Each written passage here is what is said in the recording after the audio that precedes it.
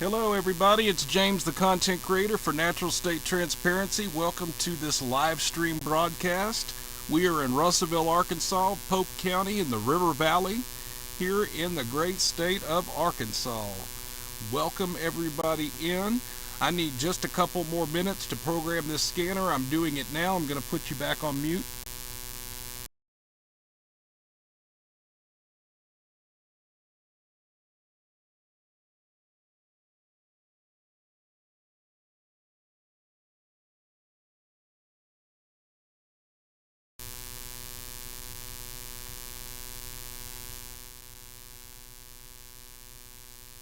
Is that buzz better, or do we still have a buzz?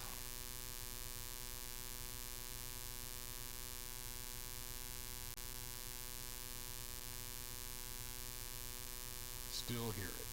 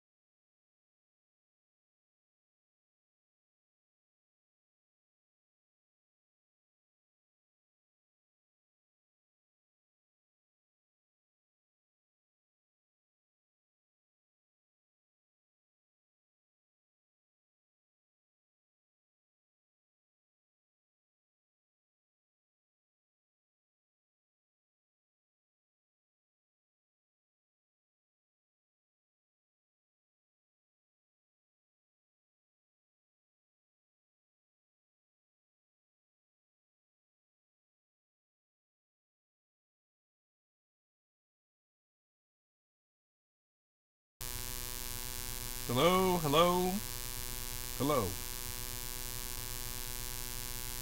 How does the audio sound now?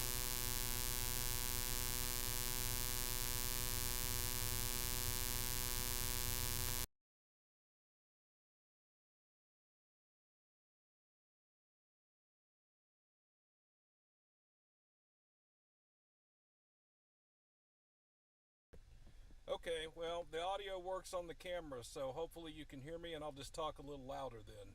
So, there shouldn't be a buzz now, right? We're good?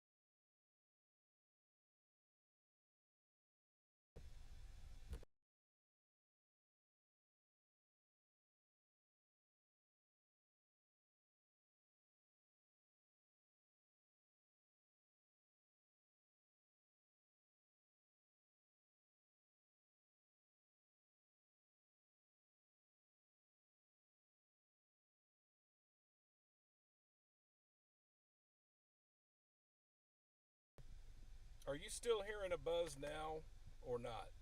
Testing, testing. 1, 2, 3, 4.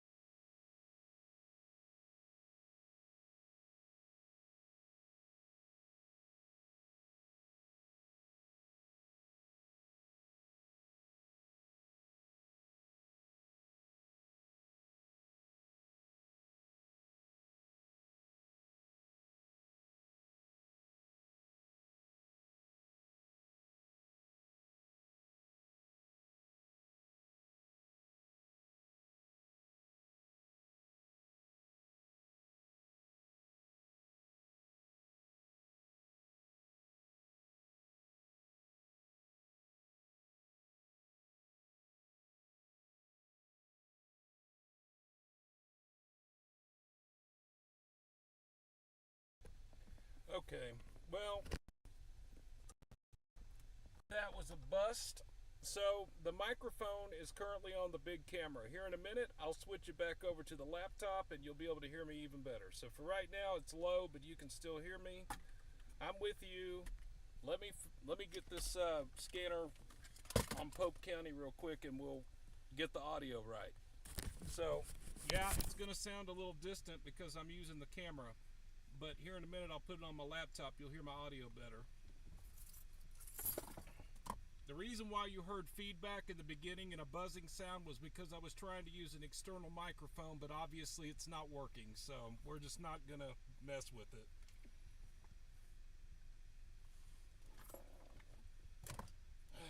Lord, it's always something. Let's see.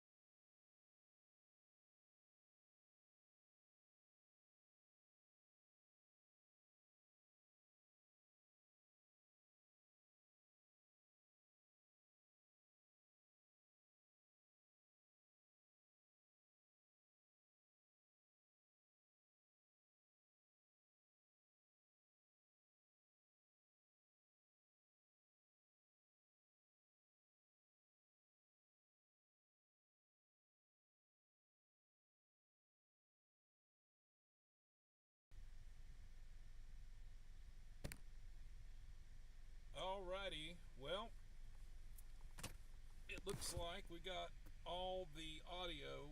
I was talking to myself for like 5 minutes.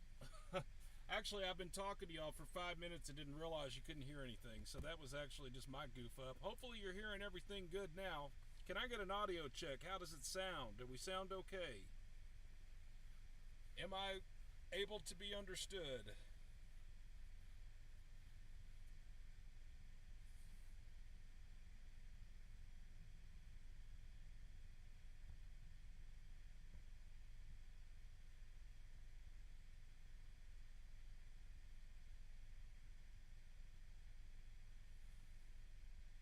All right, good. Sounds good. I'm ready to roll.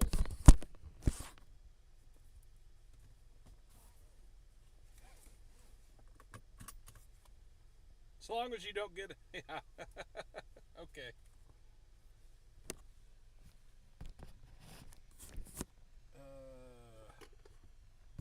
Let's see if I can... Match plus 3, traffic check. Careful. 10.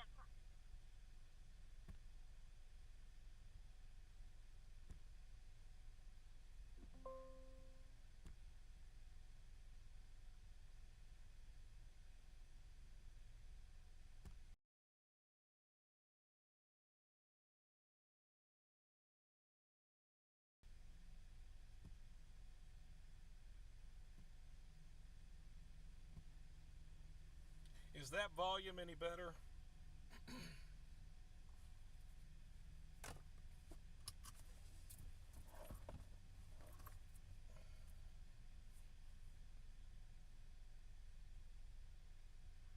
Dispatch. There's a container folder now. 10.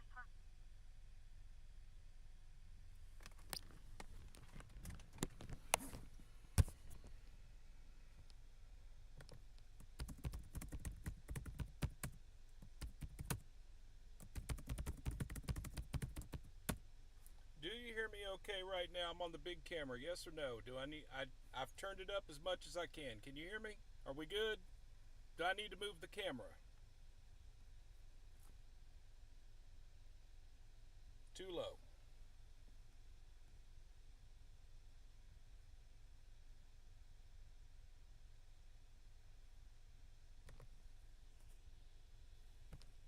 Dispatch.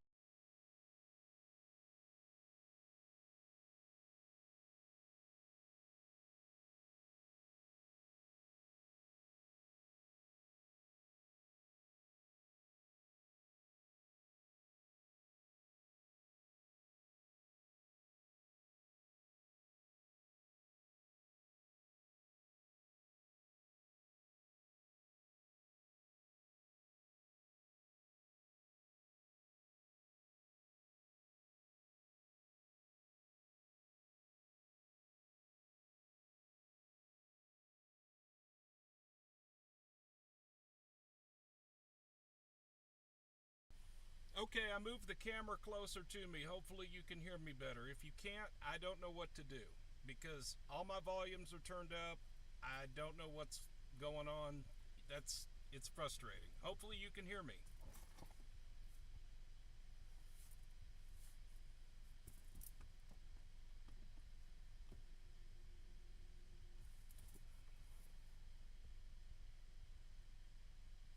Give me just a minute to figure this out. This is frustrating. Be right with you. Always something. It's always something.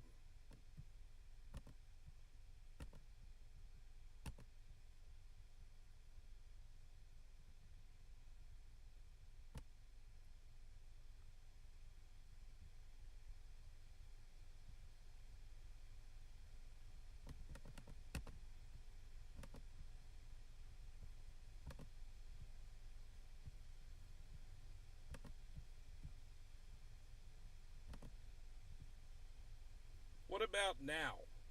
Is that better?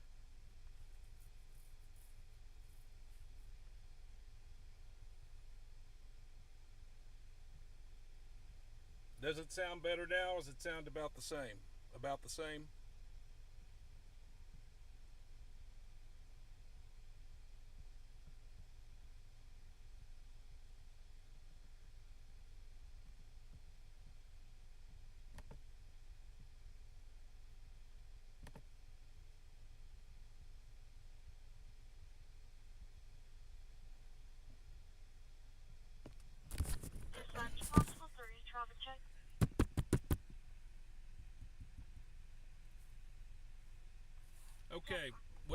turn the volume up a little bit. I think that'll work. Hopefully it's okay.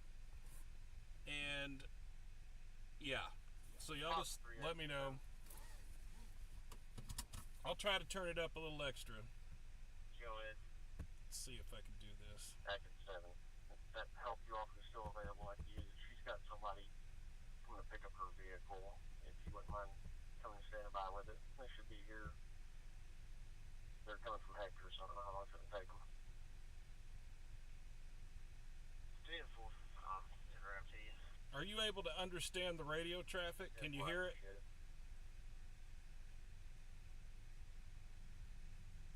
Dispatch, correct? Service 7 dispatch. Go ahead. Okay, cool. Let's ride. Our unit's going to be 10-8 out here. We released the juvenile to his parents. We'll have 4 citations, 1 criminal citation.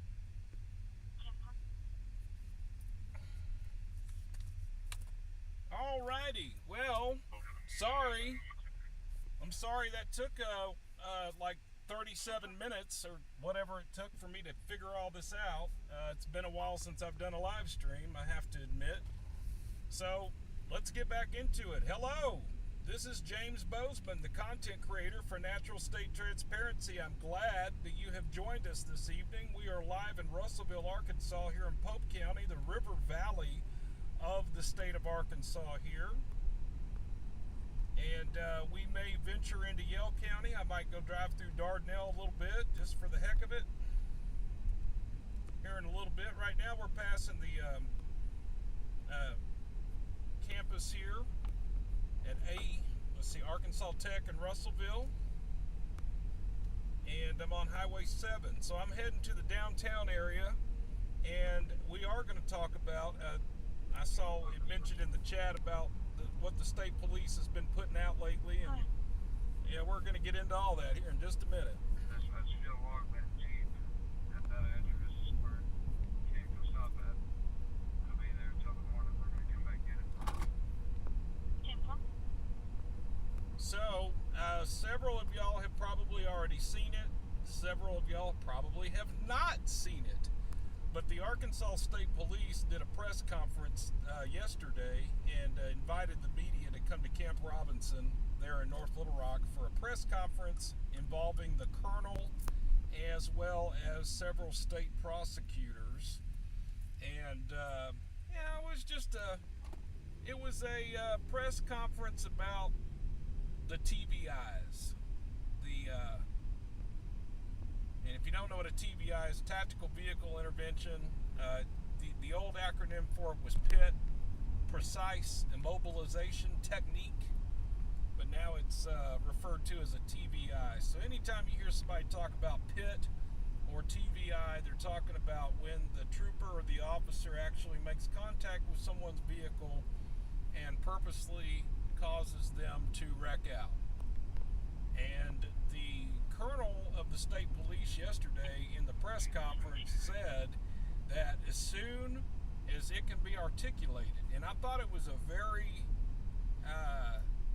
interesting way of wording it, okay? It's all about wordplay here, but the way he worded it was that as soon as it can be articulated that the person knows that they are being pulled over and they're fleeing law enforcement and they know that a trooper is behind them, as soon as that they've crossed that threshold of being able to articulate that they know that that's happening, the colonel said, we're going to put them in a ditch. And that was the expression he used. So he made it pretty clear that if you run from the Arkansas State Police, as soon as as soon as the trooper can articulate that you knew that you were running, they're going after you, which they're already doing anyway. This is not like this is new. This isn't new news for anybody. We all know they've been doing this for a long time now. It's just the colonel's flexing his muscles. He's putting it out there, and he's letting he's letting the bad guys out there know and putting them on notice that, the Arkansas State Police isn't going to put up with it. You might think you're getting away with it from the city or the county cops. You're not going to get away from the state police. And that's exactly what he's doing. And also, remember, I don't like to get political on this channel.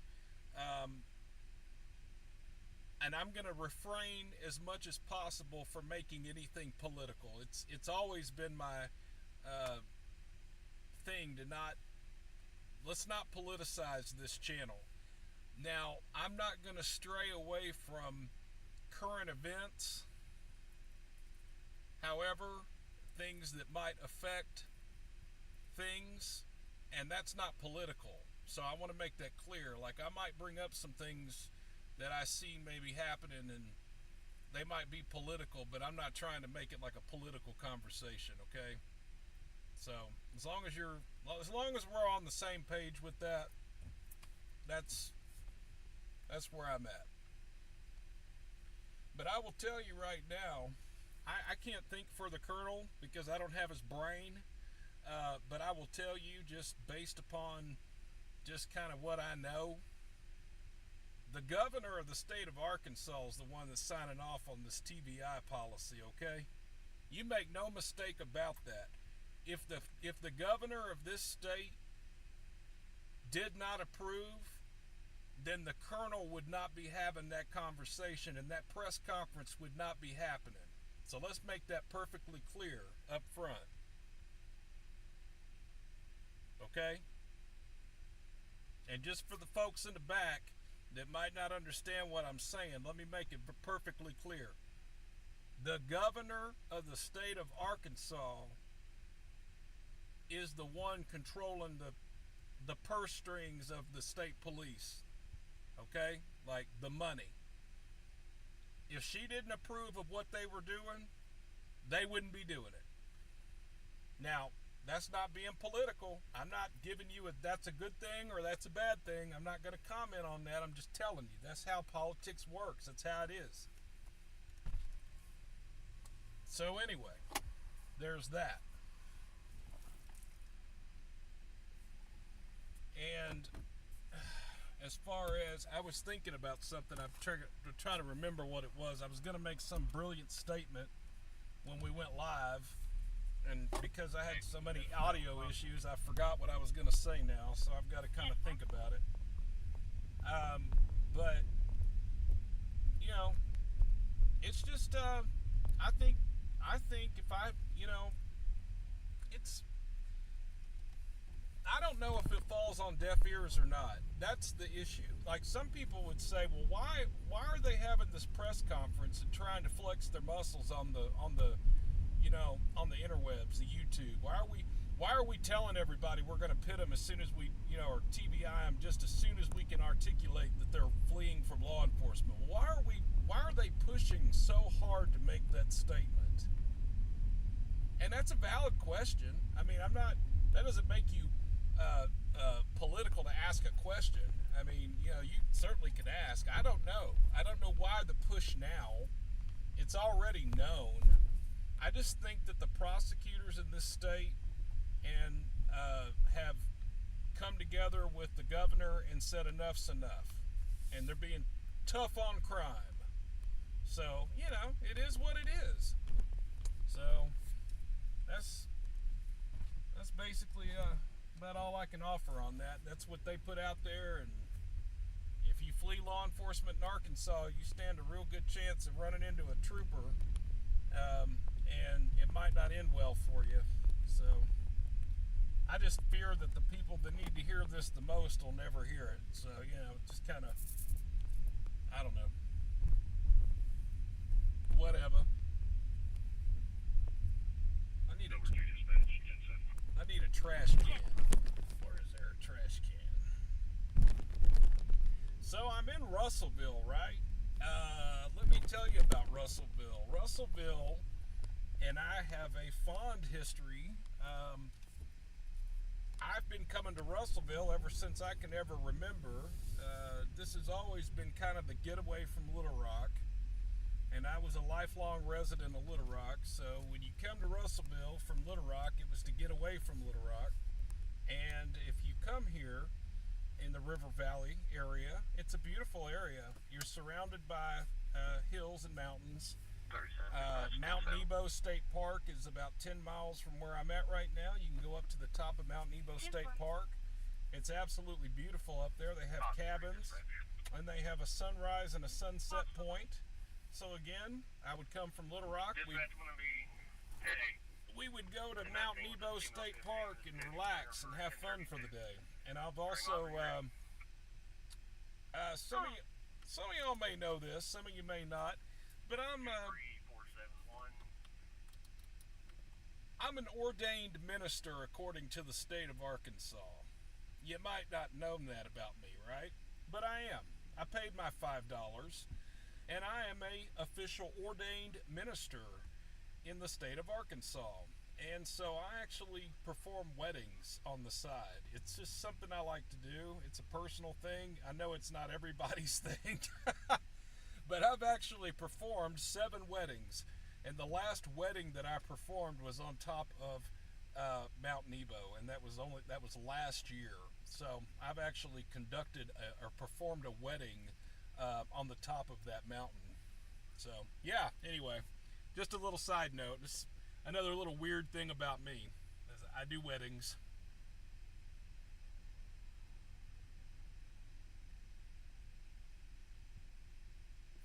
Now I'm sitting across the street from Stobie's.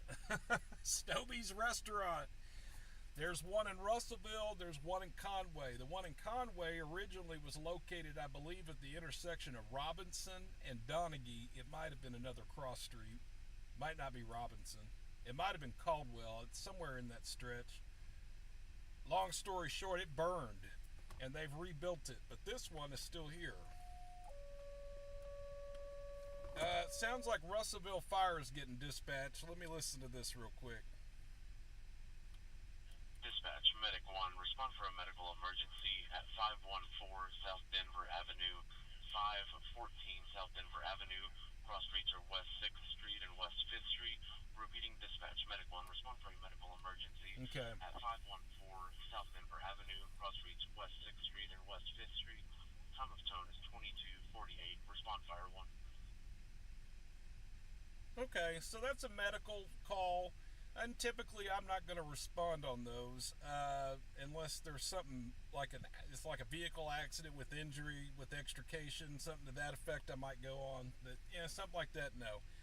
Going back to what we were talking about, however, that is Stobie's restaurant. It is a great restaurant, locally owned, and they have built it out of this train depot here. And I think they put a train car next to the train depot here.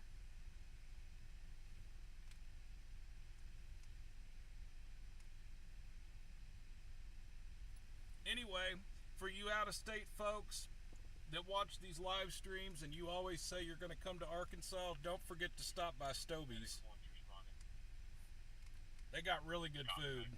If they were open tonight, I would have stopped in and got something, but they already closed.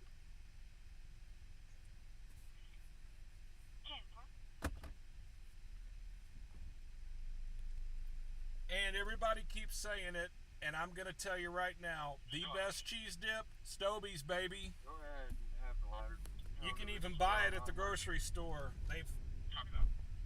You can buy the Stobie's cheese dip at the grocery store, too. I don't know about nationally, but especially in Arkansas, you can. All right. Sounds like they got another fire call going out. Now, we're listening to these because if there's something significant, we will go.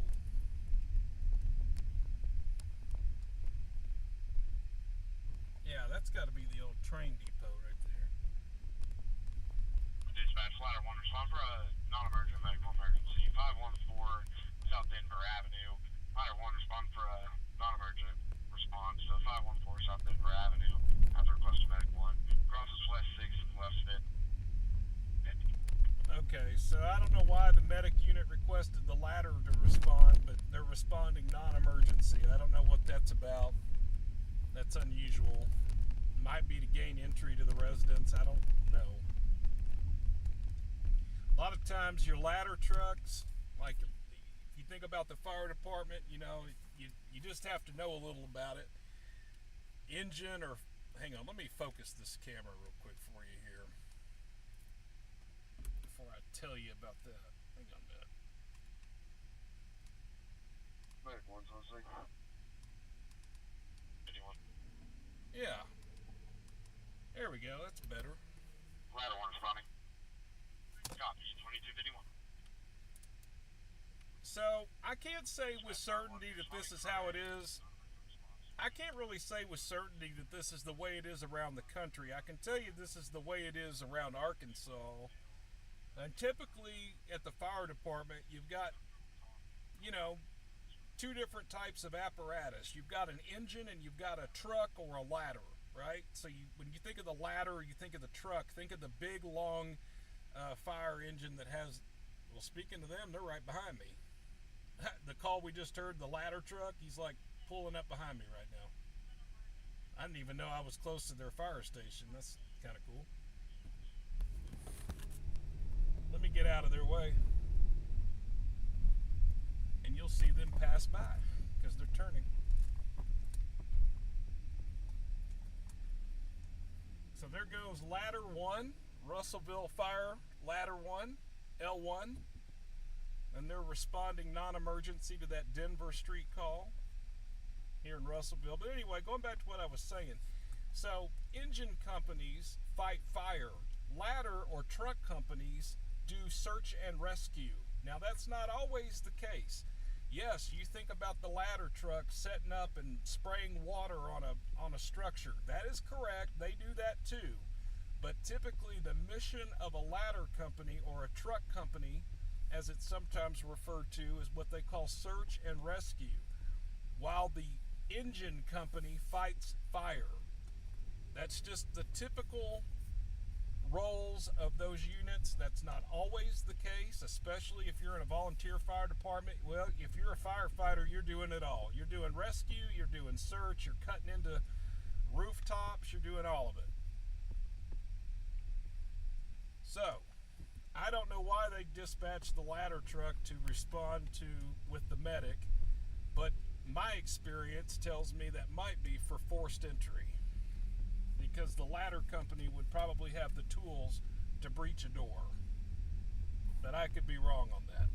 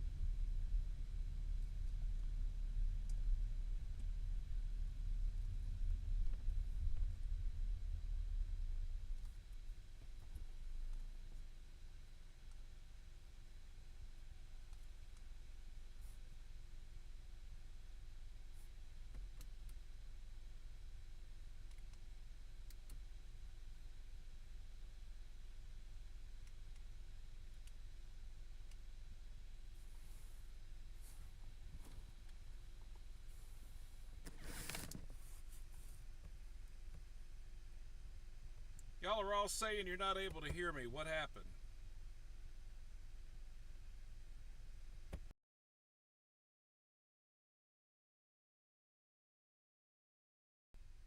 All right. I'm testing another microphone. Does this sound better or no? Can you hear me now?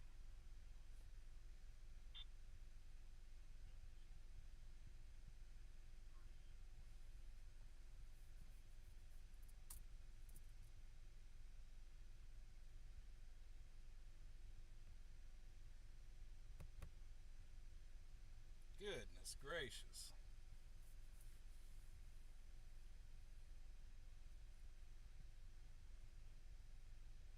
Okay, well, good. You can hear me. Good.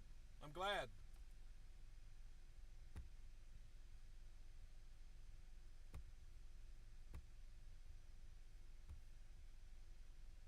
I'm going to turn this one up too.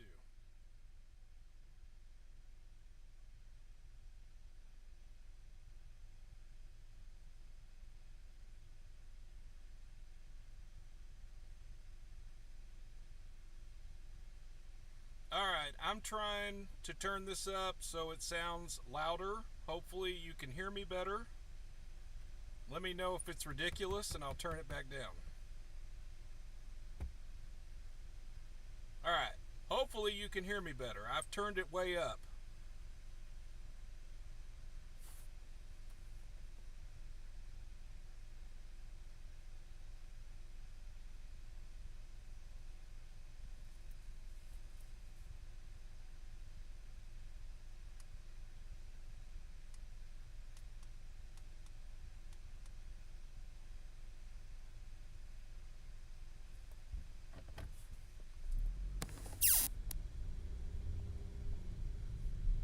Okay, good. I've turned it up, but if it's too loud, let me know and I'll turn it down because I don't know what's too loud.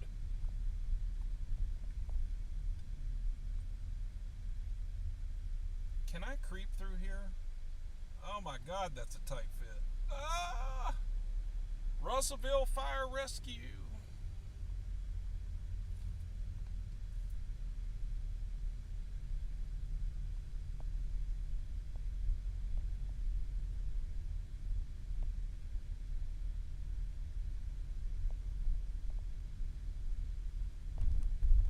Okay, well, I'm glad we got that fixed. I learned some things tonight again about the audio. So the fire department is over here on Denver on a medical call, and someone earlier had mentioned that the ladder company may have responded here because they were going to do a lift assist. That's true. Especially larger obese patients will require more personnel, so sometimes it takes more than one company to come assist them, and that might be very well what's happened, or forced entry, something like that.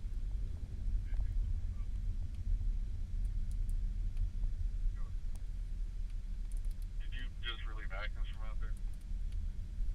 Yeah, 10-4. 10-4. I'm 10-39 to relieve you.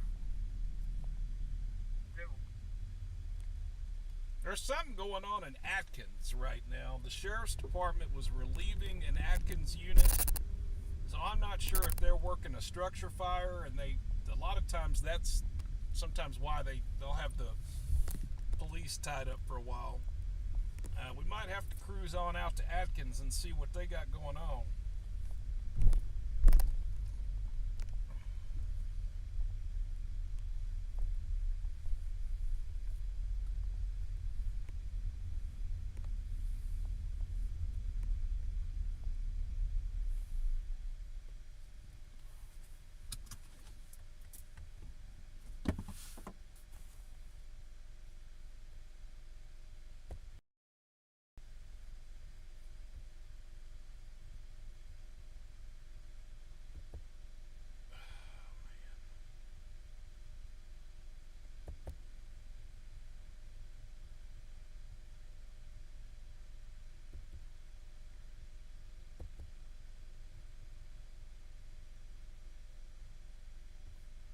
Alright, let's see if I can even make this better. What about 400?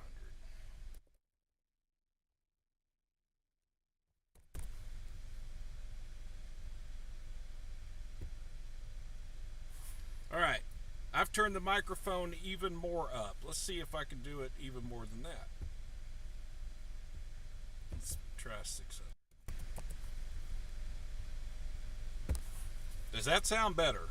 Everybody that says you can't hear me in the back, can you hear me now? Does that sound better? Or is it like too loud? Too much? Let me know. 30 on dispatch. I'm back 98. 30. really do for Much better. Okay. I'm glad to hear it. Pamela, can you hear me? Miss Pamela. Paging Pamela Culp.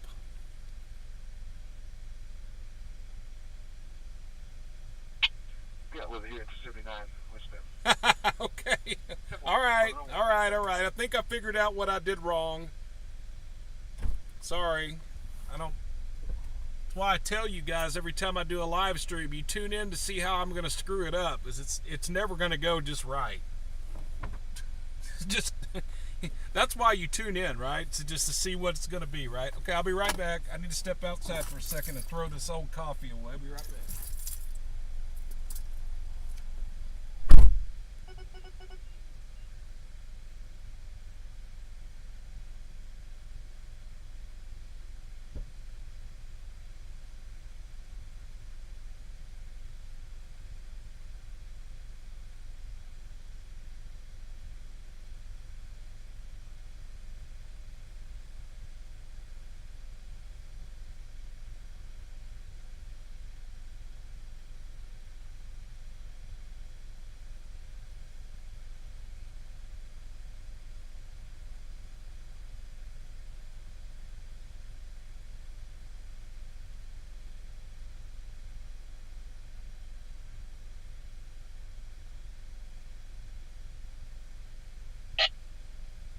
Sector 2 dispatch.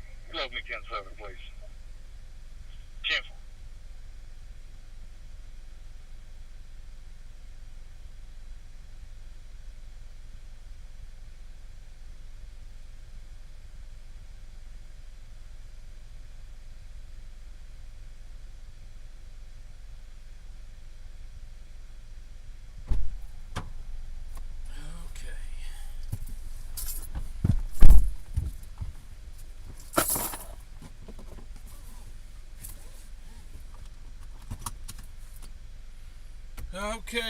Okay. So where is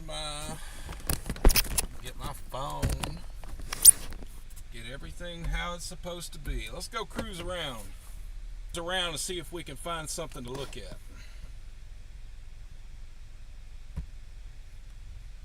Wonder if I can do that here.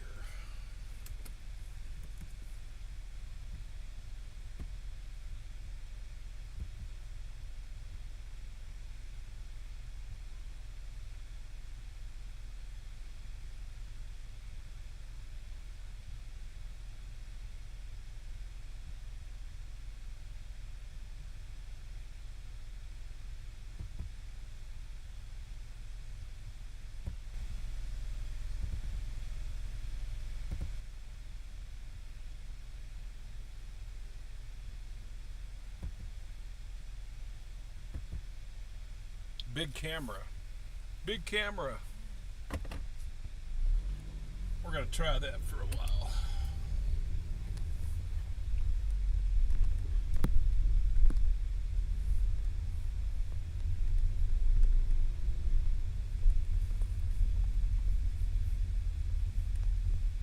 Dispatch 97. 10.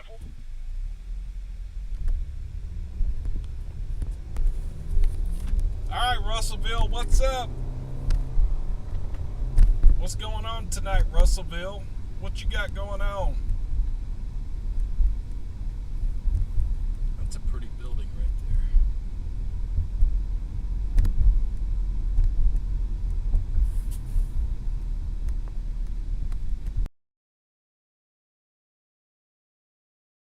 there. Still got sound.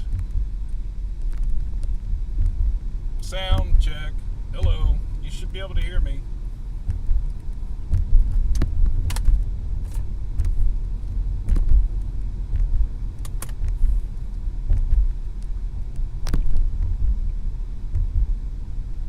Okay. I'm good. I will quit messing with it. If it's working right now, that's all I care about.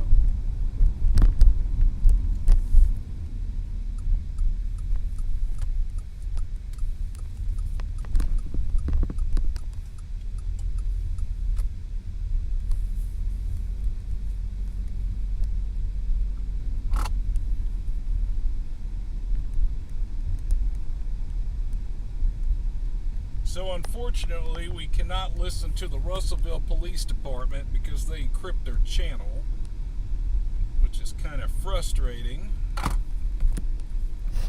But we are monitoring the fire department here in Russellville. We are also monitoring the Pope County Sheriff, who apparently also dispatches for the smaller agencies such as Atkins. And we are also monitoring State Police Troop J.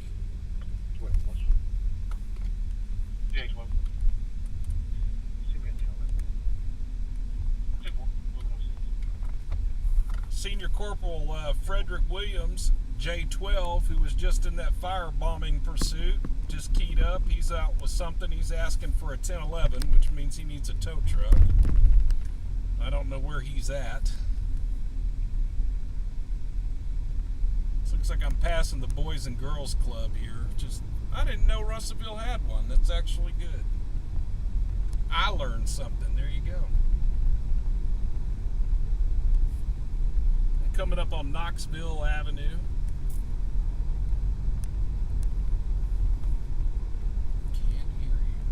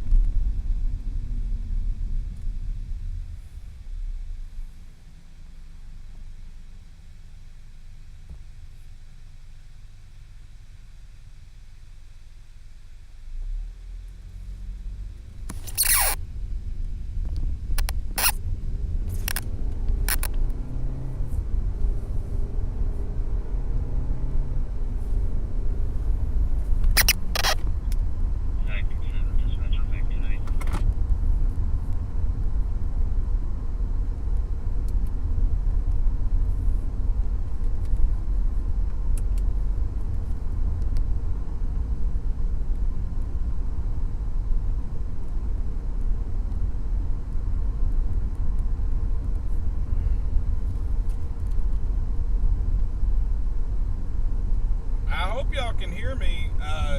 Y'all talking about it's doing a lot of buffering, and that's because I don't have very good cell service here. That's part of it. I'm good now. You shouldn't be buffering now. I've got all 5 bars. I didn't back there.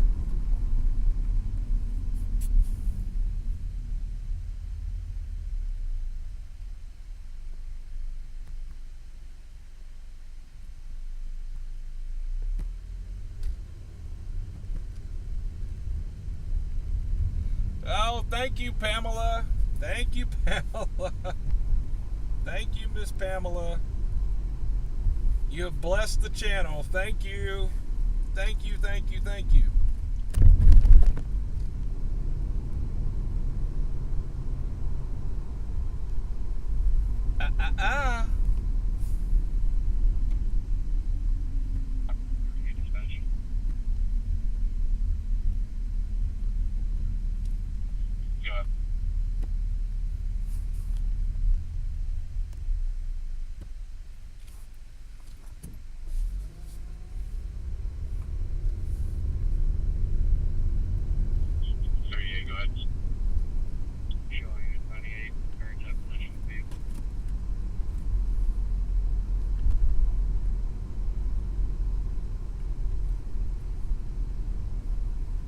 Blurry. It's not blurry on my end.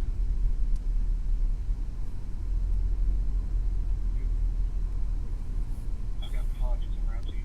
Hodges. Tennessee.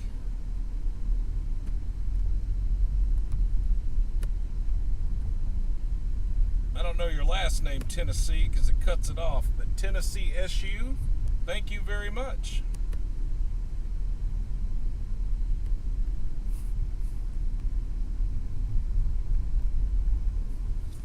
Okay, so I'm currently on US 64. It's the main drag through Russellville. US 64 is an east-west highway that runs completely through Arkansas. 64 goes to Marion, Arkansas, near West Memphis, and out to the east. 64 continues through Russellville, eventually ending up in Van Buren to the west and out to Oklahoma. So I'm on US 64. Again, it's a main drag here in Russellville. So you'll notice there's a lot of commercial development through here, a lot of older properties, because this has been the highway for many years through here.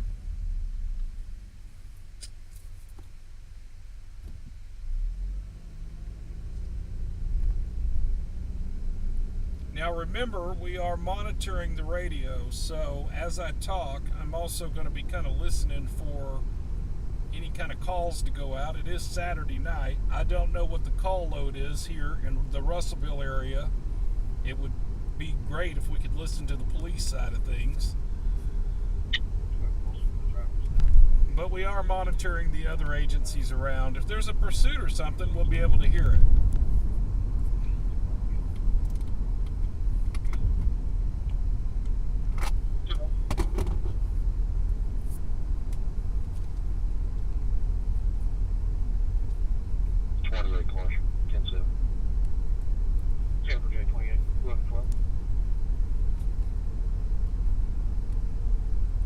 J28 just went home. That was Senior Corporal Smothers over there in Johnson County next door to Pope. He just went home for the night. Alrighty, so this is like the first exit in Russellville as you're coming from Little Rock right here.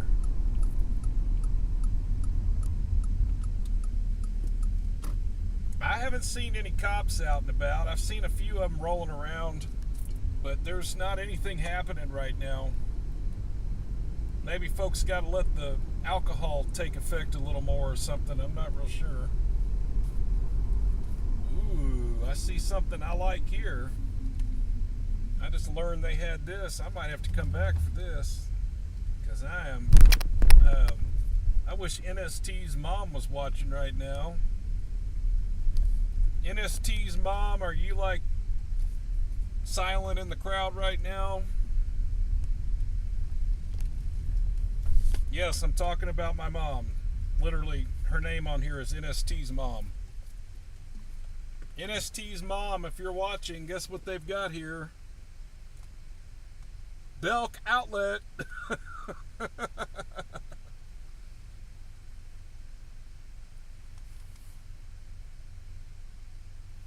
So Case Greer says all Troop J will be off duty around midnight. Yeah, I believe that. It used to be they'd have one trooper stay out till 2 a.m. I don't know if they still do that here or not. But Troop J is not a 24-hour troop. I'll tell you that now. So, and you might ask, well, what does that mean? Well, there are some troops where they have a 24-hour trooper. In Little Rock area, they have a 24-hour trooper. And I don't know about the rest of the state. I would speculate that probably Crittenden County, Troop D, maybe. And Troop L up there in Washington County, I think they've got a midnight unit or two, because I've actually featured stuff they've done in the middle of the night up there. So, anyway.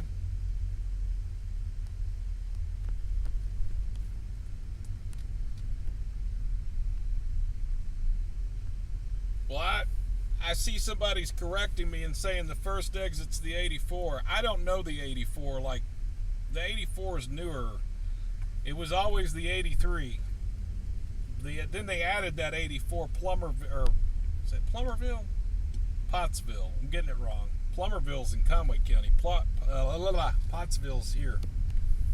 Anyway, they added that exit because it connects. It can bypass Russellville and takes you to Dardanelle.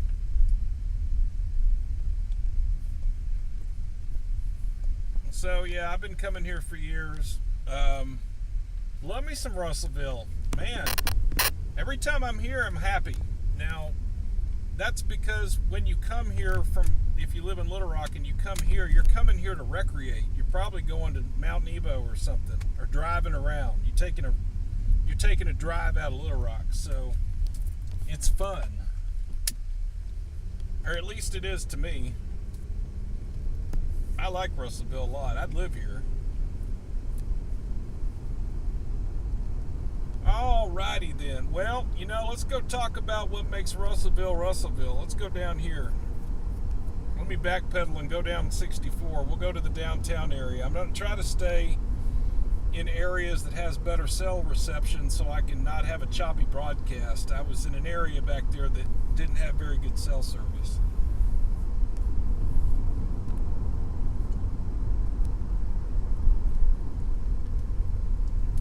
Miss Pamela is awesome as usual. Thank you. And to all the other generous viewers, thank you very much for your stickers and your super chats. Thank you very much for that. This channel very much so appreciates that. So we're going to continue down 64, and I'm going to post up and see what might be happening down here. And also we're looking for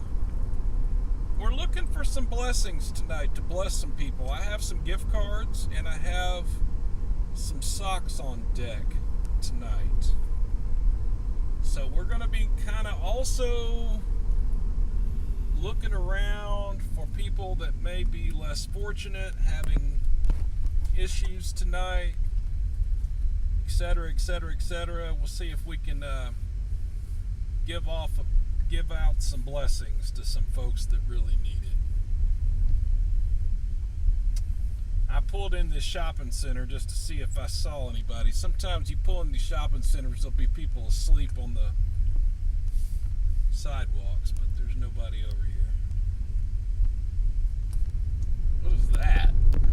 Oh, I want to see this. What is this? Is this a smoke shop? What is this? It is a smoke shop, literally. Davis Smoke Shop. And a pet store. Alrighty.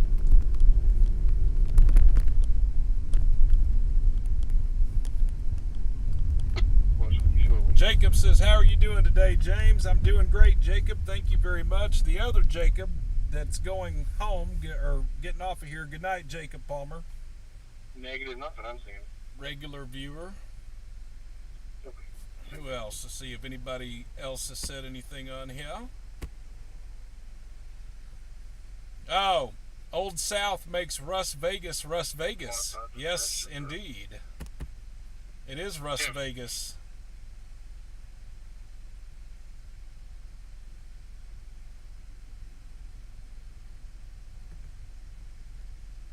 Oh, that's the old Walmart. Yeah, it kind of looked like one. I thought it might be.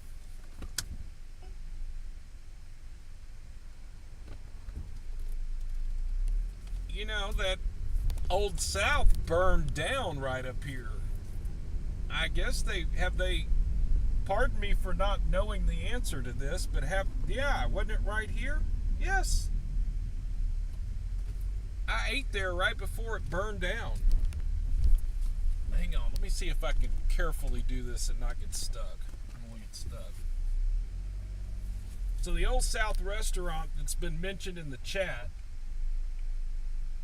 yeah, because that used to be a little head shop right here, because that used to be a little smoke shop next to it. This is it.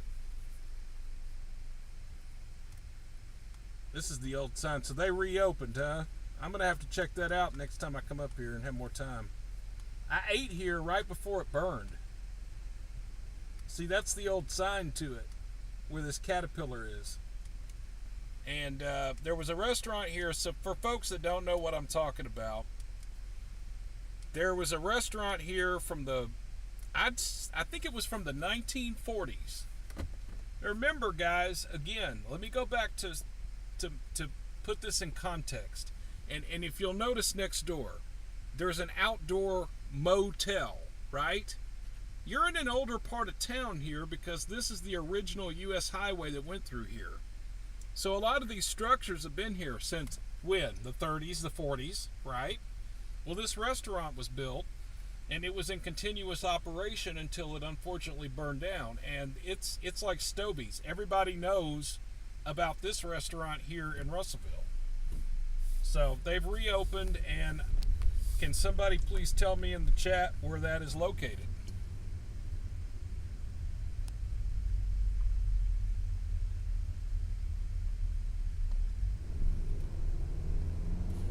I'm just about done. This is why I don't live stream.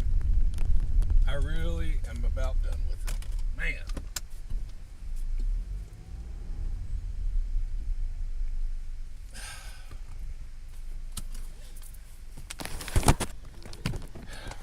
Okay, if I can't get this audio to be fixed, I'm just going to terminate this live stream because I don't know what else to do.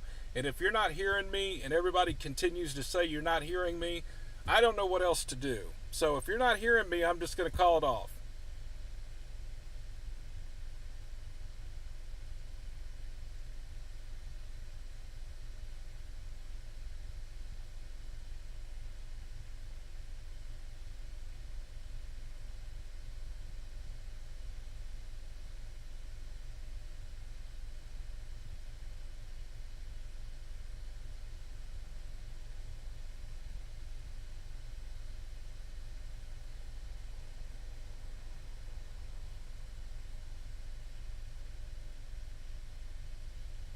Okay, well, the overwhelming majority of you are saying you can hear me fine, so I don't know who continues to say you're not hearing me. I've done everything I know humanly possible to tweak this audio. I'm sorry it sucks. You can blame China and human error such as me. That's all I can tell you. I don't know what else to do. And it's increasingly frustrating when I continue to see that you're not hearing me. So if I'm wasting your time, and I'm wasting my own time, then I'm going to call it off. But it appears to me at this point that most of y'all are saying you're hearing me fine, so you're just hearing me rant at this point, right?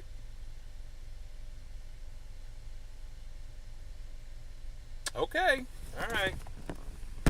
I hope so. I don't want to just call it off. I don't want to be frustrated. Trying to show you a thing or two out here.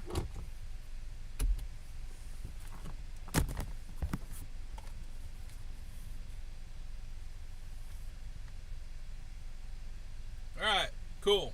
Alright, bet. I'm glad everybody can hear me. I don't want to have this audio issue anymore. It sucks. I get it. Sorry. Sorry. I hate it. But I'm glad you can hear me. So, there's a Hector Police Department squad right there that just passed me. I don't know what they're doing down here. Hector is a community that's about 7 to 10 miles north of Russellville on Arkansas 7. I believe. Or I might be thinking of Dover. I think I'm thinking of Dover, but Hector's close.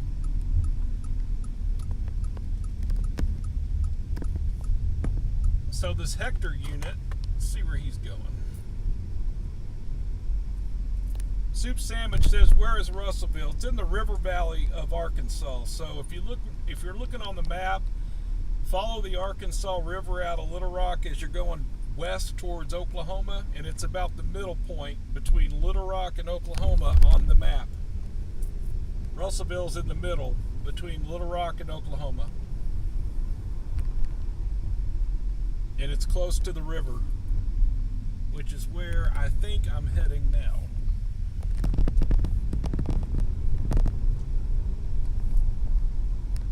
Old South is in the old Dixie Cafe location. Alright, cool.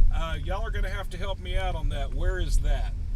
Is that back towards where Walmart 64, the main row out there on Main Street, or is Dixie somewhere else? I remember the Dixie Cafes too. They were good.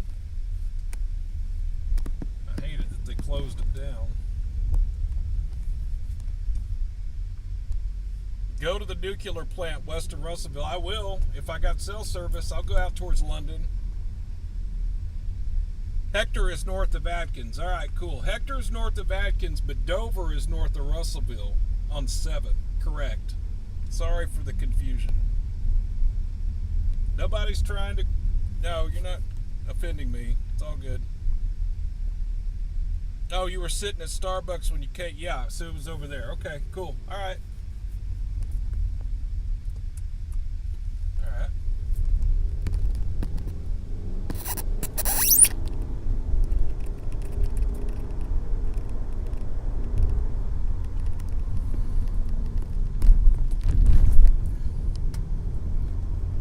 What is up, Russellville?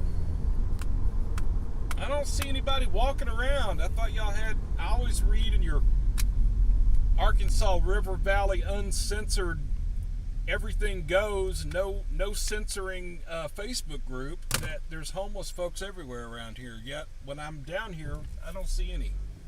Where are they at? It ain't even that cold out here tonight.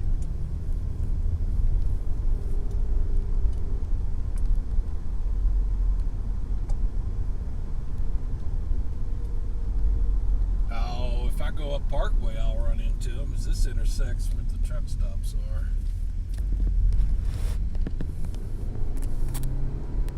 Nope, no Hemi in this car. 2.5 liter naturally aspirated 4-cylinder, no turbo in this car. Hello from Michigan, Steve says. Well, hello, Steve. Glad you're here with us.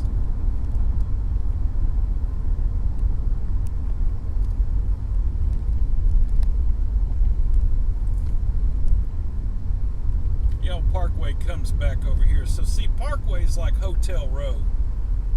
You take Parkway down here to the 83 exit. And there's some hotels on through here. Yeah. Now, I wasn't sitting at this Starbucks. I was sitting on 7. I'd have to go back. Yeah, okay. All right. Yeah.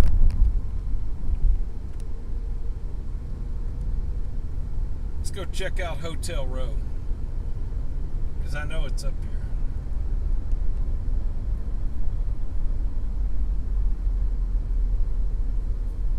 See if we can see us some police doing some policing. Like the Comfort Inn. Got the Comfort Inn here to the right. Actually looks pretty decent.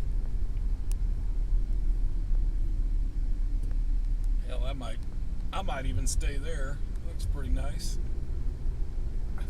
I've seen some that were rough. That one actually looks pretty good.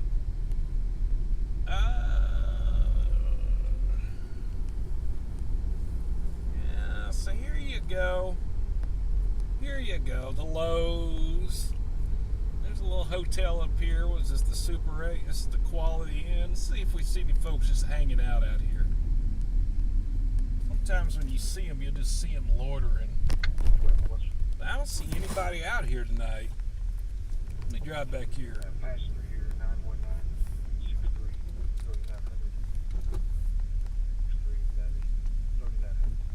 Sometimes they'll be hanging in the woods. I don't see anybody out here. I see a bunny rabbit. Nope.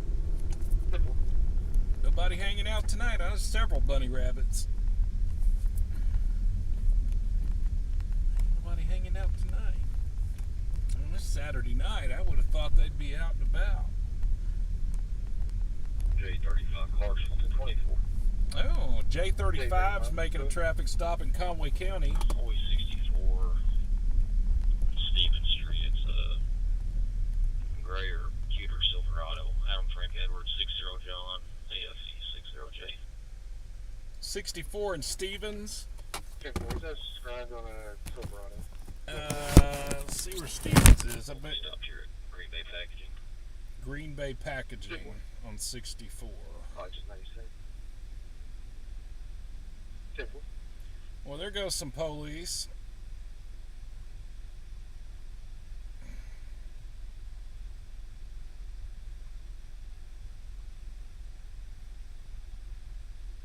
Okay, so that's pretty far away.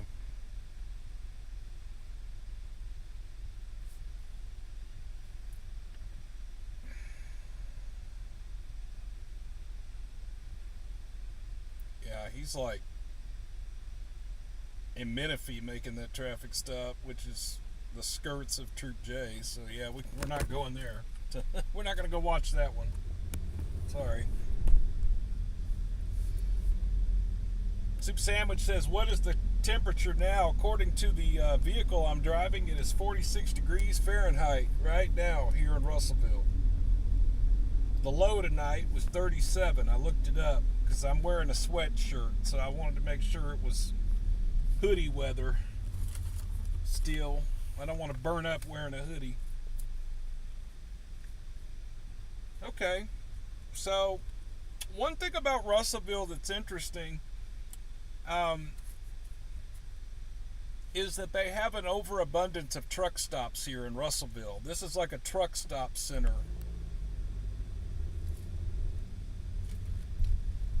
And it's always been a place that if I was going to Fayetteville from Little Rock, I would stop in Russellville because you knew there were a lot of truck stops, good bathrooms, a place to get something to drink, that kind of stuff. Russellville has all of that. This is a major stopping point for commuters on Interstate 40. And that also Dispatch, 50.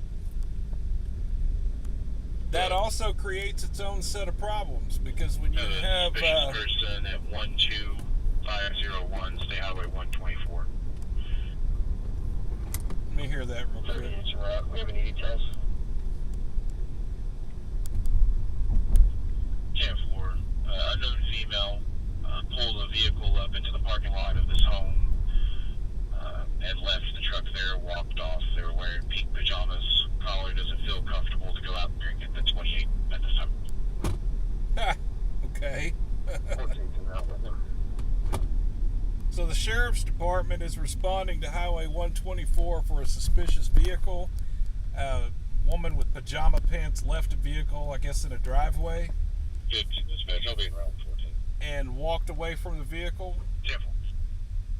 Sounds kind of dopey to me. It's kind of what it sounds like. Sounds like some dope stuff. So I'm here at the truck stop right now, the Flying J. And again, going back to what I was saying, you know, truck stops, unfortunately, they're high traffic places. Lots of people coming in and going out. That presents its own problem with crime, human trafficking, smuggling. You have theft rings that hit Russellville. I've seen in the past folks that hit these, like, I've actually seen a report. This is why I'm telling you about it, because I actually remember in not too long ago history, they had a theft ring that hit that Lowe's that I just mentioned was right over there. They went in there and stole a bunch of generators and stuff like that and just walked out with them and got right on the freeway and rolled out. So that, you know, some of these crimes are interstate related.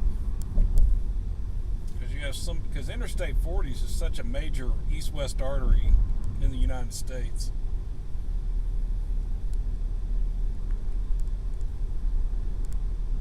And, you know, not all your crime here in Russellville is associated with the interstate. I don't want to make it sound like that. It's just that's one part of it. You have some of that, for sure.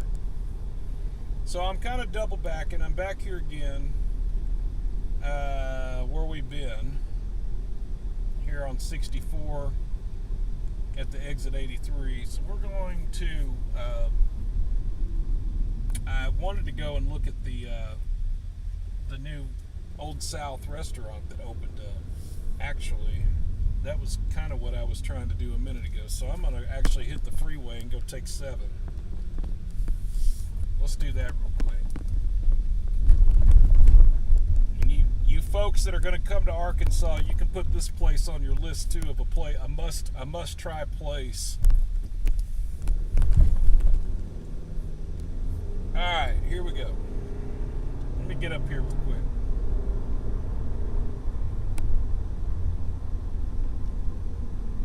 I'll get up here, we'll get on the freeway. I'll take it down to 7 real quick.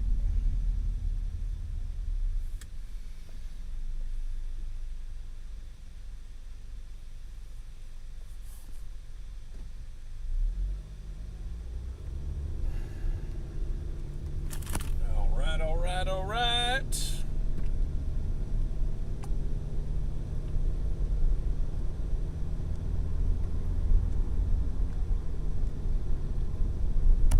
Okay, so get on the freeway here in Russellville. We'll go down 2 exits real quick, so we don't, and then we'll get off on 7 and we'll go look at the new restaurant that opened up. And I can't wait to try it. You know, I'll be here in the morning. I'm staying in Russellville tonight.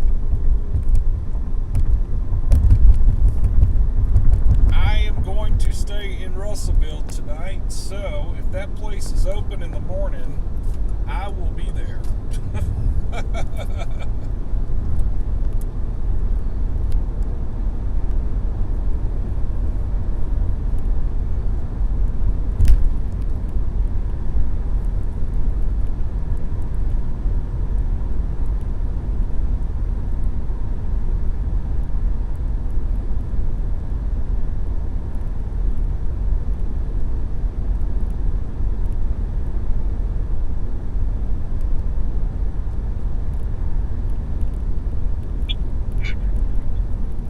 Now, there are some interesting places here in Russellville. One of the things was already mentioned. Somebody, AI told me to go check out the nuclear power plant that's about 15 or about 10 miles. I don't know if it's 10 miles, maybe 5 or 10 miles out of town to the west. It's in a town called London, Arkansas Nuclear 1.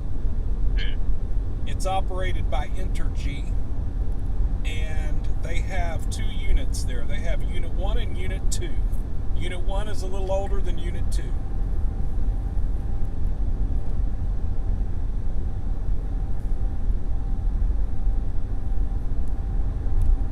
Interestingly, and this is way more information than anybody would ever know about nuclear power plants. I'm just a nerd. That's how I know. But Unit 1 was opened, I believe, in 73 or 74, and then Unit 2 was opened in 77. And interestingly, again, this is TMI for the folks that just love nerdy stuff. Unit 1's reactor is a Babcock-Wilcox unit, but the Unit 2 is a GE or Combustion Systems. It's not the same company, and I think that was, and I always remembered that because it's like it's this. You would think the same power plant would have the same equipment. It does not. Unit 1 is a Babcock-Wilcox. It's a different system than the Unit 2. Either way, it makes electricity, right?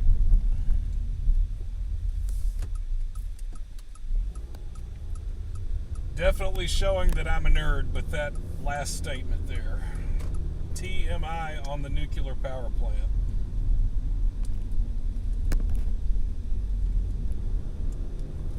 Okay, we're back on 7 now. I'm going to find this restaurant. And so, for you folks that have never been to Arkansas, you need to drive Highway 7. If you come to this state for a vacation, put 7 on your driving list. You're going to want to take 7 from the north to the south. It's a beautiful drive. It goes through Hot Springs and Russellville, the whole thing. It's just beautiful. Old South Restaurant right there. All right. Well, looky. I've learned me something new today. I thought I'd seen that. Yeah, they sure did, man. Well, that's good use of a restaurant. So, I have to say, Arkansas had a local chain. They were based, I think, out of Memphis, the Dixie Cafe. Well, that's not true. Their corporate office was down there on Rebsamen Park Road in Little Rock. Dispatch, both 15. So I guess Dixie Cafe actually was an Arkansas company at one time. So they had a bunch of these restaurants around Arkansas called the Dixie Cafe, and they closed down. We've had the caller on this call back. Hang on a minute. Cell reception's pretty rough, but they advised that it was their granddaughter. I guess that she had a boy over. She was trying to sneak back around to the house. They do still want an officer to come out there to speak with the granddaughter and the male that's out there. All right, so Miss Pajama Pants was actually sneaking around with a boy. Now they know. it's supposed to be the person living there, I guess. Or I don't know. Anyway, you heard it. You heard it. You heard what they said. But anyway, Dixie Cafe was a nice place to eat. Local Arkansas chain, went defunct about, I'd say 6, 7, 8 years ago. And they left vacant restaurants sitting around Arkansas. So I'm always glad to see when a company can take over an empty shell of a building and revitalize it and make it into something, especially like the old Walmarts. Again, that's exactly what I'm talking about. Now let's talk about Walmart in particular. Remember, for you folks that do not know, I have to treat you like you don't know. Even though I'm talking to a lot of Arkansans in here, there's a lot of you that don't know. Arkansas is the home of Walmart and Sam's Club. They are located, their corporate headquarters is located in Bentonville, Arkansas, northwest Arkansas. And of course, they're a global company. They're not even just an American company. They're global. They have global operations. Okay? Walmart. Anyway, long story short, Sam Walton, the founder of Walmart, opened up a whole bunch of Walmarts in Arkansas in the 60s. And of course, most of them have closed down because those were the original ones. They were smaller. Walmart as a company tries to have supercenters in these communities now that have grocery stores attached with them. So a lot of the older Walmarts that were originally opened in the 60s have closed down. The physical locations of them have closed down. The store numbers, not so much. Now, again, this is kind of some of that nerdy stuff, but you know what? I drank some coffee and I'm kind of on one right now, so that's just what it is. Now, let me explain. Let me just explain. So, there was store number 7. Walmart store number 7 is located on Camp Robinson Road in North Little Rock, Arkansas. It's in the Levy neighborhood, okay? But that is not the original store 7. The original store 7 is now an Edwards Food Giant or something like that, or one of those cash saver cost plus 10% stores, whatever it is. But the point is, the original store number 7 that Walmart opened way back when Walmart was first being done, was located on Camp Robinson Road in North Little Rock. That is now a grocery store. They moved store 7 to Sherwood. So store number 7 is in Sherwood, Arkansas now. That supercenter is carrying the same store number. So Walmart had a lot of empty shells of stores when they built new stores that had space for the grocery store component. They left these old stores around Arkansas, and if you go to some of our communities, you'll see them. Unfortunately, they're still for sale. They sit there and they rot away. Sometimes they're revitalized and made into something productive, or some private investor buys it and makes it another store. But in some cases, they just sit there and they rot. So, anyway, probably TMI on the Walmart. You learn more about Walmart than you ever wanted to learn just now. I get it, but that's why I made that statement that I'm always glad to see when they can take an old Walmart, or if they can take an old Dixie Cafe or something like that and just redo them, you know?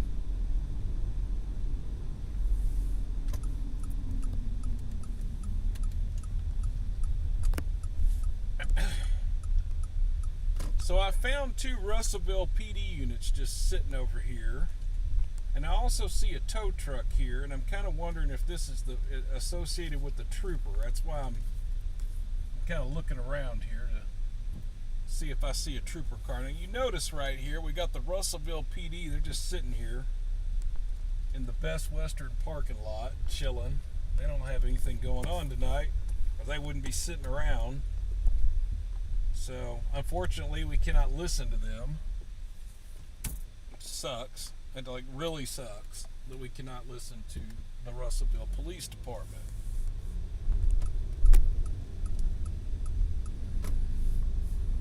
Alright.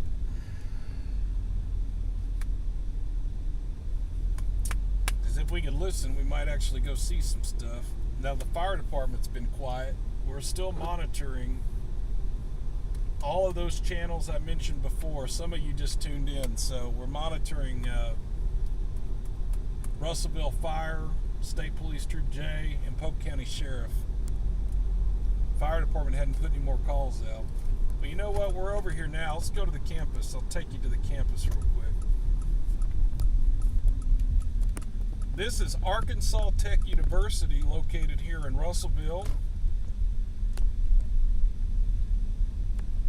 One of the things you can get here at this tech campus is you can get a major in emergency management. This is the campus for that in Arkansas. If you're interested in pursuing a public service career that involves some sort of emergency management, this is the campus for you.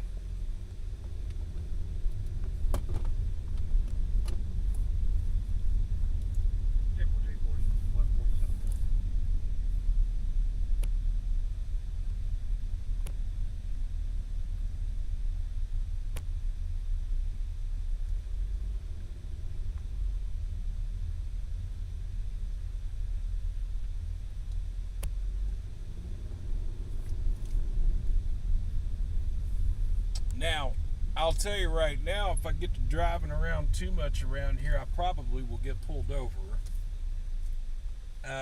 Because it's just been my experience on college campuses that the campus police don't have a lot going on. So if they start seeing your car more than once or twice, they start getting to be a little suspicious about you driving around. Ask me how I know this. Anybody? Anybody? How does James know that?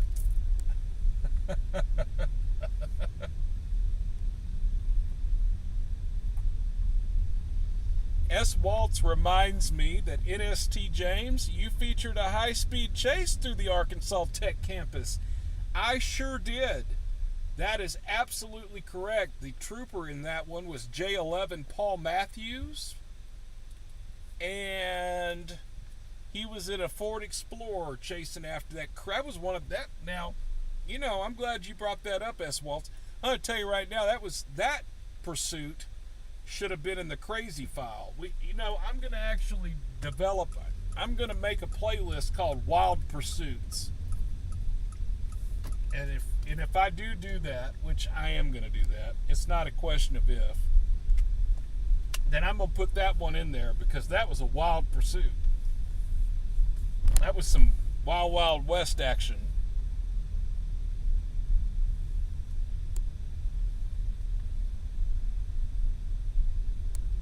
So I'm here on the tech campus right now. We're slow rolling. We're also looking for the campus police.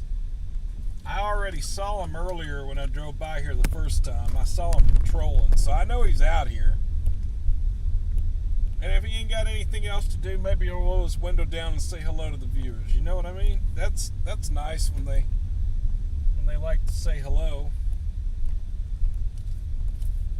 So if I have any Leos in the crowd right now, law enforcement officers here in Polk County watching, first of all, I'd like to give you a shout out and say hello. And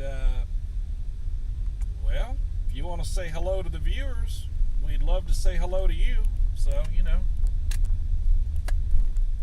just saying. I see you over there. I see him over there. He's right there. So there's the campus. That's a one-way, though. See, I can't go the wrong way on a one-way. He'd be pulling me over. But I found him. I found the campus cop here at the Arkansas Tech campus.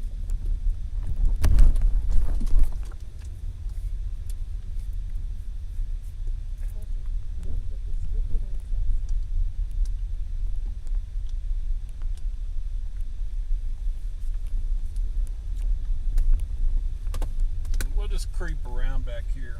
This looks like an older building.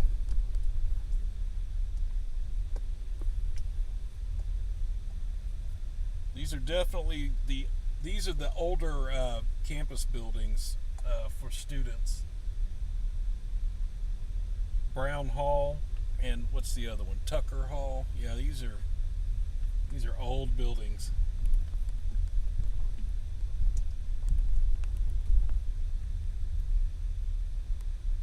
Okay. Steven says it right. Creeping. I am creeping because guess who I'm creeping behind right here?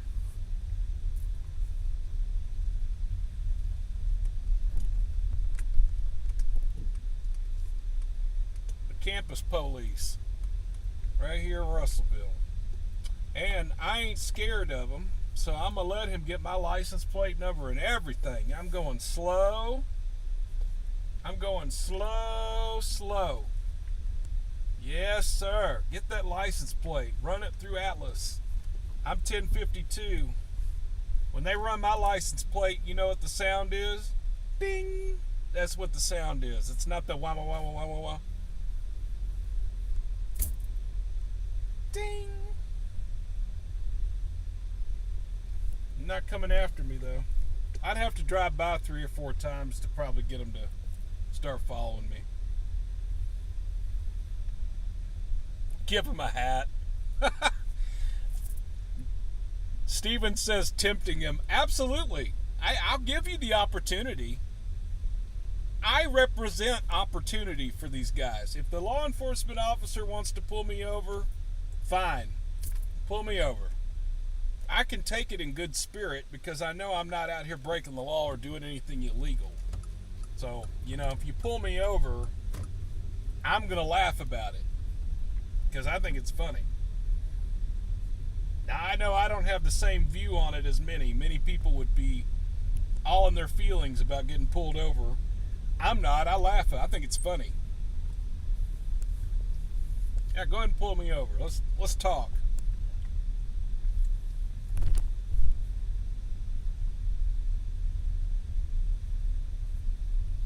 Now, here's the issue about rolling up on the police. Here's the thing. I'll talk to them, but I'm not going to roll up on them and try to get them to roll their window down or anything like that. That's where I draw the line. If they want to pull me over, I'm okay with that. Pull me over. But I'm not going to walk up on an officer sitting in a parking lot to try to try to have a conversation with them. I just don't do that. Now, I know some people do, but that's not me. If the officer or the trooper happens to be out of their vehicle, something like that, then I will make contact. Now, I will tell you, the other week or last week, I was in West Memphis, right? I'd mentioned this before. I went to West Memphis. Well, I actually went to Memphis in Tennessee, of course. But I stopped at West Memphis because, just like Russellville, West Memphis has a boatload of truck stops, and the fuel prices in West Memphis are typically cheaper than just about anywhere else in the state. So I stopped in West Memphis to get fuel before I went into Tennessee, and lo and behold, at the QT on 7th Street in West Memphis, there just so happened to be an Arkansas State Trooper sitting there getting gas. So I pulled up to the pump right next to him. Literally, we were sharing a pump. And I got out and I said, "Hey, Trooper!" He had his window up. He hadn't got out yet to get his gas, but I yelled, "Hey, Trooper!" So he rolls down his window. And he was in a spare unit, okay? And how do you know? Because I know. It tells you. If you know, the spare unit has a call sign that nobody uses, so you can spot it pretty easily that that's the spare unit. Anyway, I asked him. I didn't ask for his name. I said, "What's your call sign?" And he answered. And we had a good laugh because he saw my hat, and he saw that he immediately recognized my hat, and I didn't ask him his name. I asked him, I said, "What's your call sign? Because you're in a spare unit." And he told me, and I didn't even have to ask him who he was, because when he told me his call sign, I told him his name. Anyway, I'm not going to reveal who, because I don't reveal sources unless it's agreed upon. So I ran into somebody in West Memphis that you guys have seen numerous times featured on my channel, and also somebody that TVIs frequently. Let's just say it was a go-getter. One of the go-getters in West Memphis is who I talked to. And they recognized the channel, and they were really cool. I had a good conversation with the trooper. So anyway, it was good. I told him I was going over to Memphis to get into some shenanigans. We had a good laugh about that.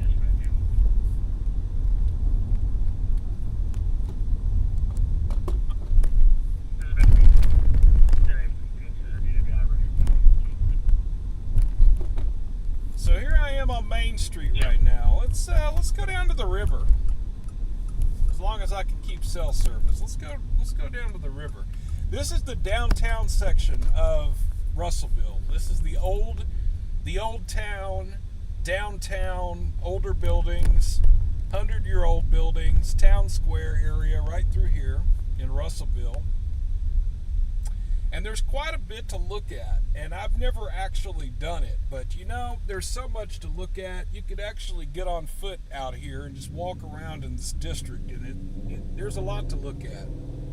So you come to Russellville, get out on foot down here in the downtown, check it out, and then go eat at Stobie's and make an afternoon out of it. Unless it's like in the middle of the day in July, then I probably wouldn't do that.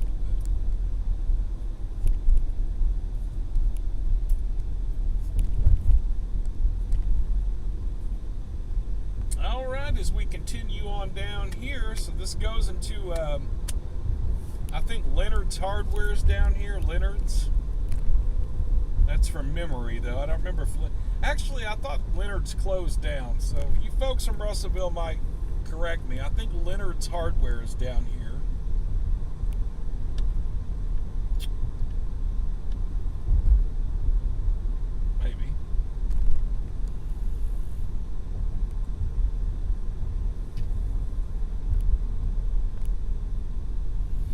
Jim said it. There's not a lot going on tonight. There's really not. I'm kind of disappointed.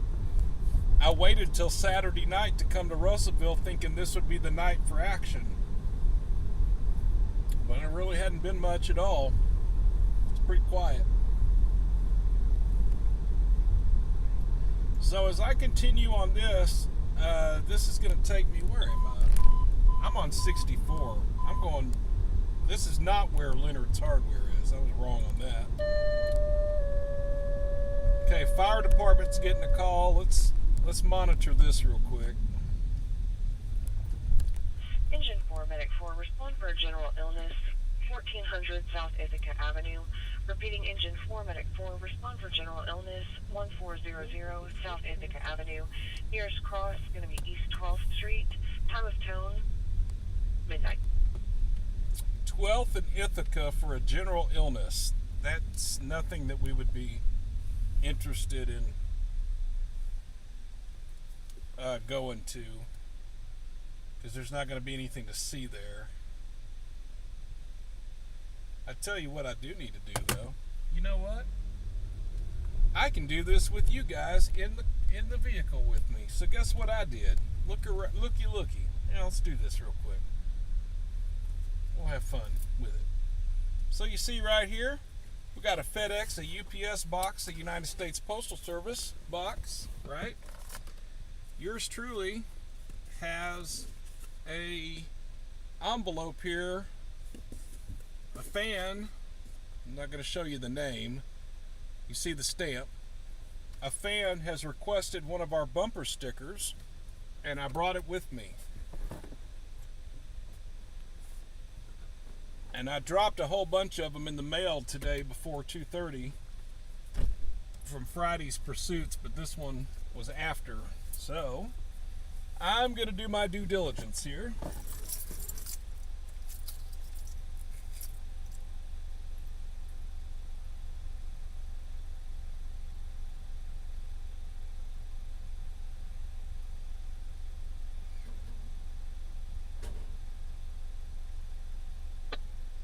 Medic 4 is responding. Unit 4 is out of service. Copy, Medic 4, midnight 02. I won't tell you the name of that viewer, but that particular envelope is going to Forest City, Arkansas. So for the random viewer in Forest City, Arkansas, your bumper sticker is in the mail. It's on its way. Responding for a 61-year-old male. It's going to be experiencing shoulder and arm pain. He stated it is going to be the middle apartment, first building on the right. This is going to be 1400 South Ithaca Avenue, apartment E as in Edward 3. Marietta, no, that one goes to Forest City, Arkansas, and actually, I haven't mailed yours out yet because I asked you to give me your postal code the last time you did. You put it in the chat, I wrote it down, then I lost it. So hold on, give me your postal code one more time. Marietta, I don't need anything but the postal code. And now I am going to remember this. I'm sorry I've lost that. Just need your postal code, and I've got everything else.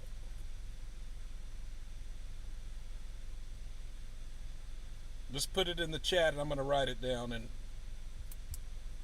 I'll make sure you get yours this week. Soup Sandwich says, how did Jasper pass? Jasper passed away from lack of oxygen due to a drug overdose, unfortunately. And I've had, Soup Sandwich, I'm glad you actually brought that up. I'm going to talk more about that here in just, okay, is that VOG1Z0? Let's see, VOG1Z0. And let me write down Marietta, bumper sticker. Okay. Got it.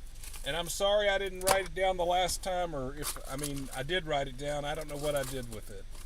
I remembered writing it. Anyway, I got it now. I won't forget this time. So thank you very much, Marietta. You will get that. Give it about a week. And let's talk about Jasper. But first, I'm going to get out of here and get better cell service. So let me get out of here. Hang on. Let's talk about Jasper.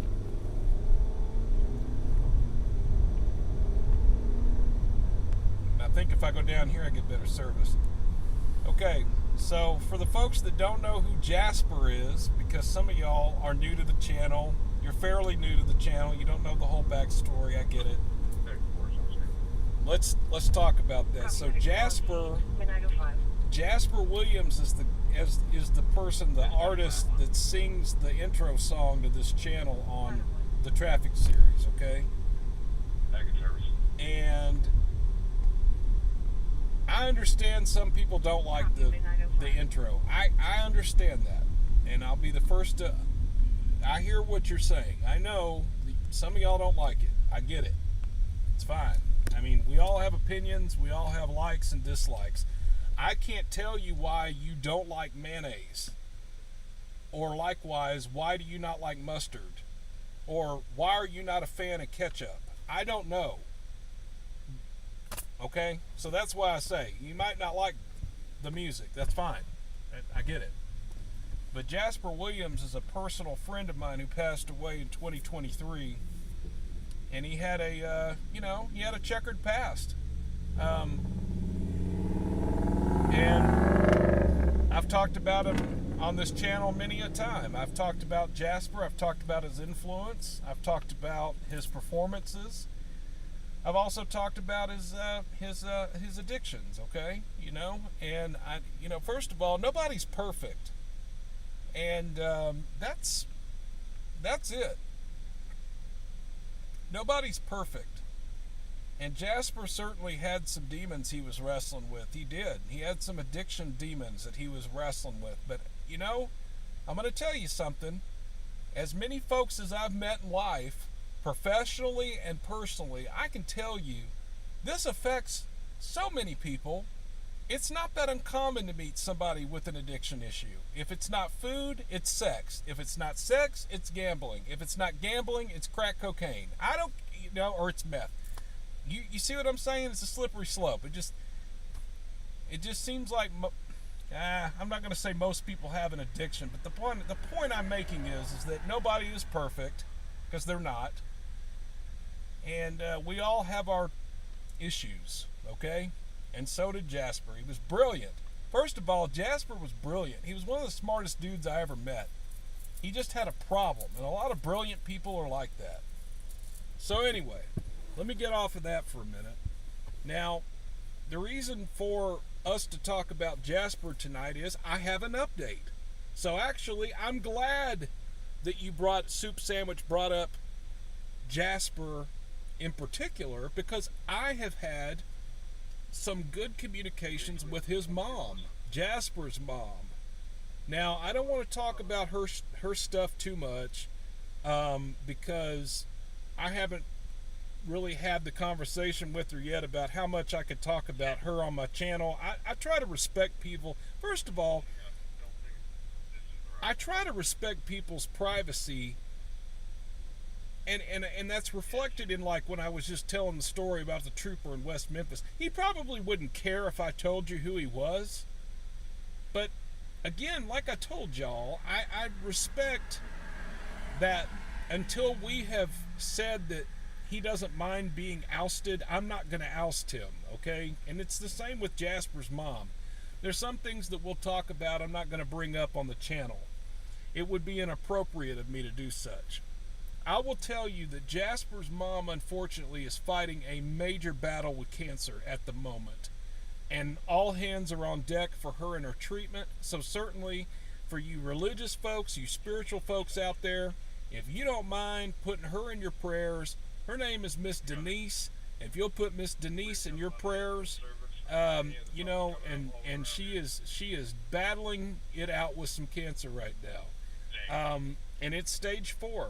I don't know what's going to happen, but she's giving it all she can. So I'll leave it at that. And by talking to Denise, I have been able to learn a little bit more about Jasper. And Jasper, in his final moments, I just recently found this out too. When we've talked about Jasper in the past, I never had an answer. I always said, I don't know why. I suspected it, but I didn't know why. Well, Jasper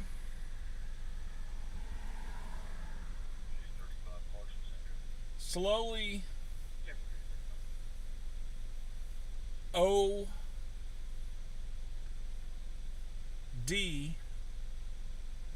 on something, and was in the company of some bad people that allowed him to lay there and not be treated medically when he needed to be treated medically. And I have to be careful about how I word all this, because YouTube will restrict this video if I continue to talk and drop the names of the different things. And YouTube is, I as much as I like YouTube, I can't stand YouTube for that reason, because there is no free speech anymore. You really have to be, you have to be careful about what you say on here, because the AI is always listening to every word I say. So anyway, if you can read between the lines, basically Jasper laid on the floor after consumption, and what he consumed was causing him great issues, and the company that he kept in that moment didn't want to get involved with any of it, so they left him there to suffer, and he was there for hours and did not receive the proper amount of oxygen. By the time that he was recovered and sent to the hospital, he was 10-7 in his brain, okay, which means out of service. So his brain was basically done for in that moment. So I hope you understand what all that means. I'm sorry to speak kind of weird like that. It's because YouTube will be crazy if I tell you what I really just want to say. And so yeah, Denise and I were talking about Jasper, and she's still grieving the loss of her son and his talent. I mean, again, you guys didn't know Jasper, okay? I'm the one that introduced you to him. And to be fair, there is a work in progress. I've actually agreed to do a component for Denise's movie. Yes, you heard me. Denise is a local author and film producer, and she is going to produce a film on Jasper, and there will be a component to that film about natural state transparency. So I have a project in the works currently where I am putting together 5 minutes of various footage and conversations and stuff that I have in order to provide that to Miss Denise so she can put it in her movie about her son. And of course, this is provisional to her fighting the big C word and trying to get through all that. So, she's got a lot going on. Again, like I said, you spiritual people, please keep her in your prayers. Jasper's mama, Denise, they're in Hot Springs, Arkansas. That's where she resides. Please keep Miss Denise in your prayers and send her positive energy. She needs that. And for you atheists and non-believers, this doesn't apply to you, and I'm not trying to talk religion to you, so don't get all offended. Everybody's welcome here. You don't have to believe. It's all good. We're not talking church. So there you go. Russellville City Hall right here to the right. I've never even seen this building before. So actually, I'm going to back up and show it off. So this is the Russellville City Hall right here.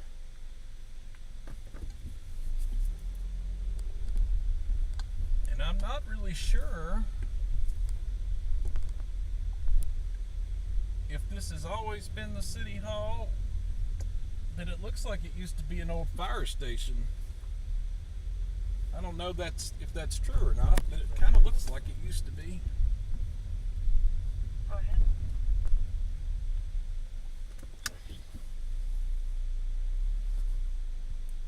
Midnight 15.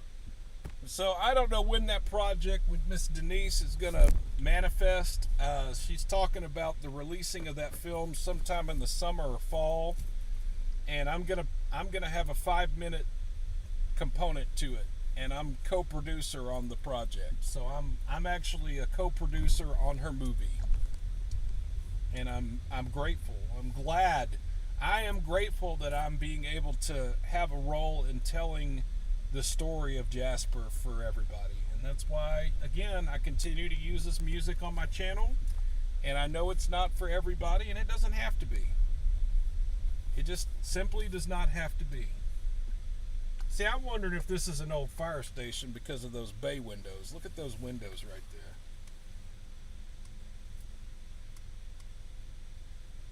This makes me wonder.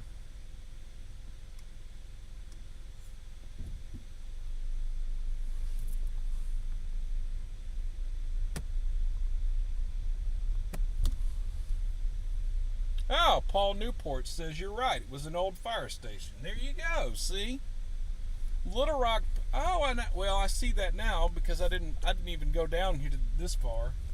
So I see there's another bay here. The city of Little Rock. If you're in Little Rock, their city hall building is also an old fire station. Because see, look, I see that they've got this part right here.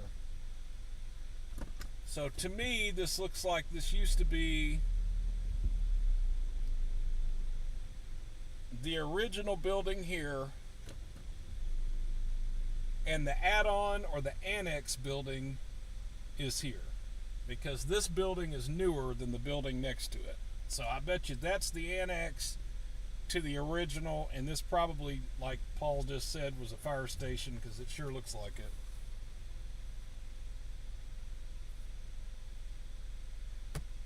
It was the old fire station. Been here my whole life. Well, there you go.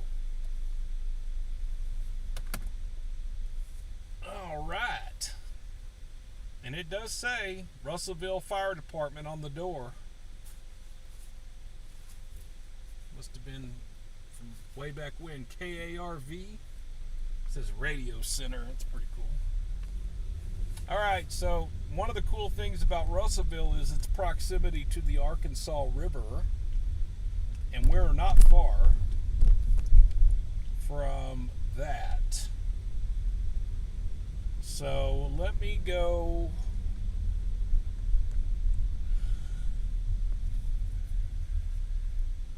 I gotta make sure I'm going the right way here. Hang on just a minute.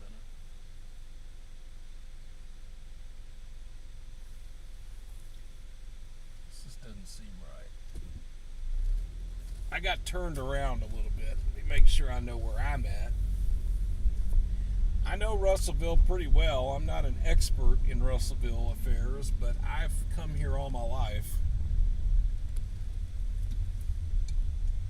So I do know my way mostly around town.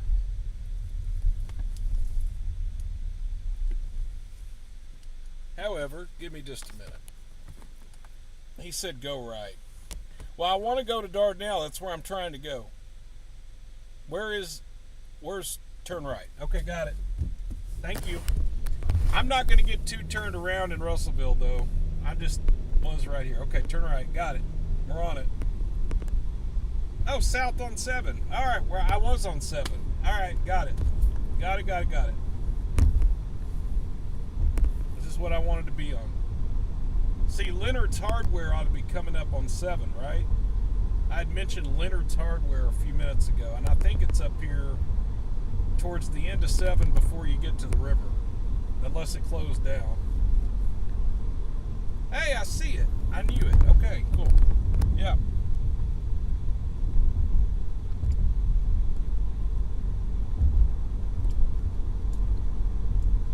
Okay, folks, so we are on 7 right now, Arkansas 7. We're going to pass Leonard's Hardware, the place that I had mentioned before. It's a local Ace Hardware here. Leonard's Ace Hardware. And when you get down here past that, you're not too far away from the river. That's how I always remembered that I was pretty close to the river, was when I would pass Leonard's Hardware.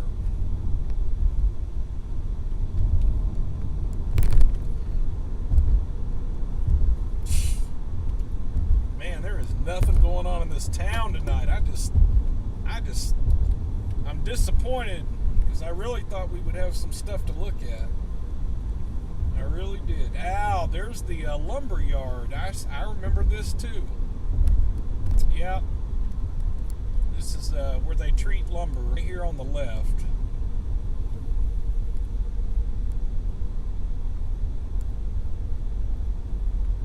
Lumber treatment facility right there. All right, we're going to continue on.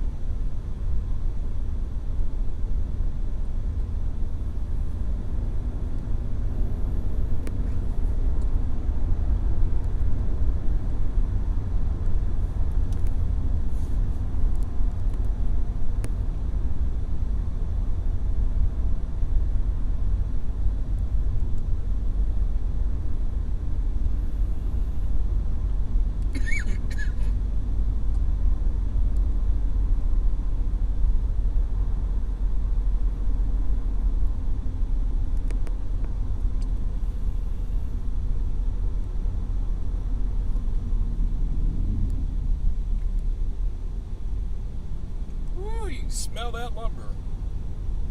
Stinky.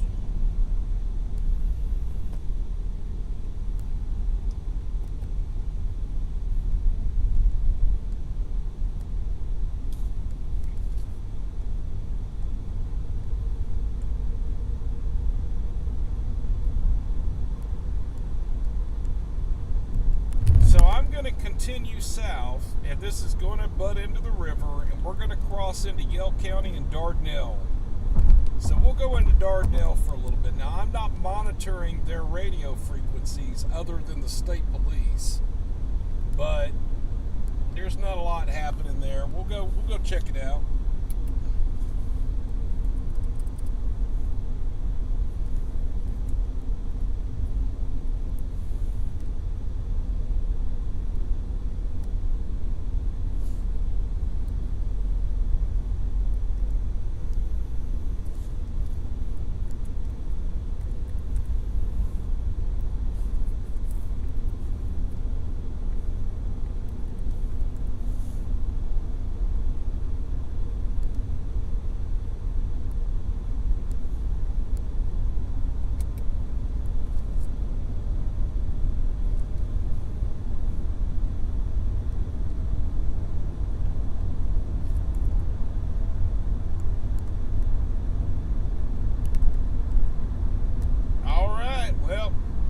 This is about the last, yeah, there we go. So just straight ahead is the Arkansas River Bridge, Arkansas River Bridge that goes to Dardanelle. We're going to go check it out. Here we go. Hopefully we continue to have good cell service here. So far, so good.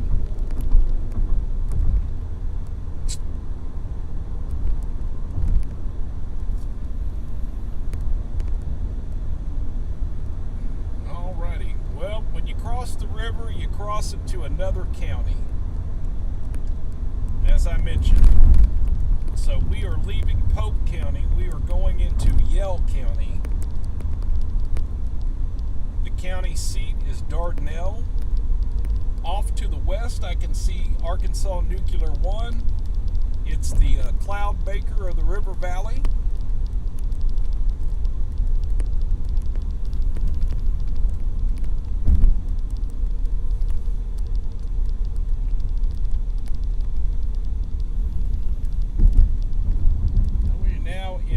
Dardanelle.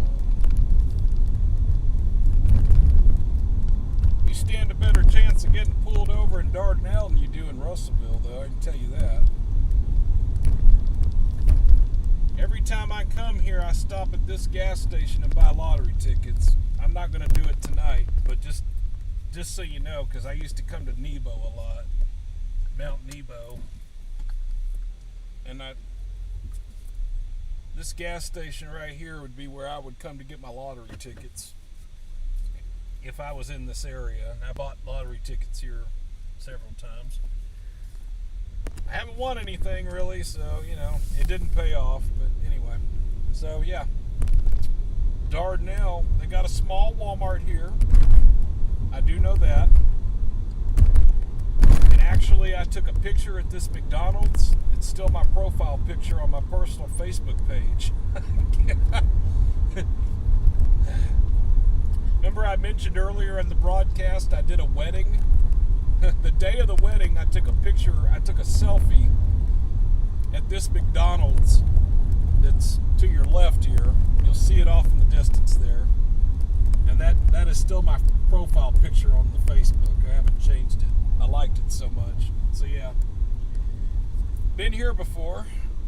Dardanelle's a cool little place. It's at the base of the mountain.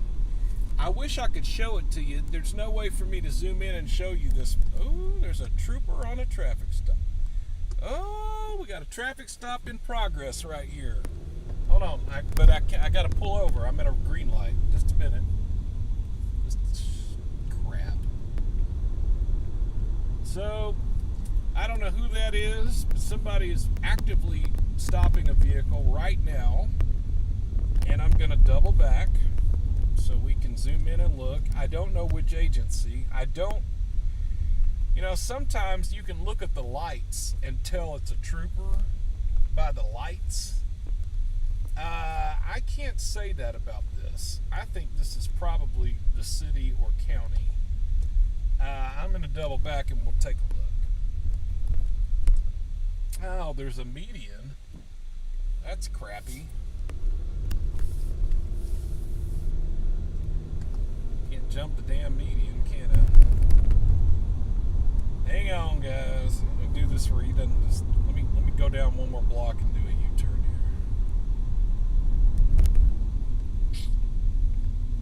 There's the baby Walmart.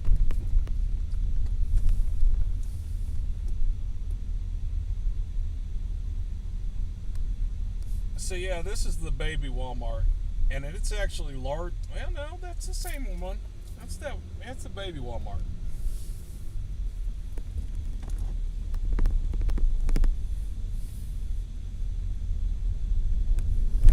I'm sure the folks at Dardanelle don't like me calling their Walmart the baby Walmart. Dispatcher, Medic 4. Medic 4. Alright. Drive St. Mary's, beginning mile 0.0. Copy, midnight 28. So that's a sheriff or a city cop, I think. And I'm going to confirm that now. And then we'll go post up and watch. Maybe they'll come talk to me. I don't think that's a trooper. That is a city cop. That is Dardanelle City Police.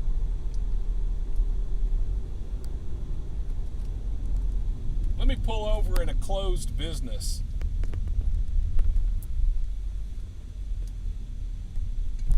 That'll get his attention. There's not a lot going on in Dardanelle tonight, so somebody sitting in a closed business parking lot ought to attract some attention, don't you think?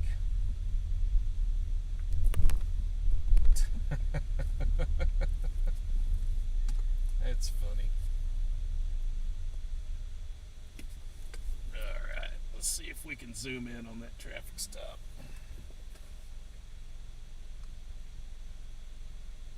We'll see what he's up to here. Head on. Focus, focus, focus.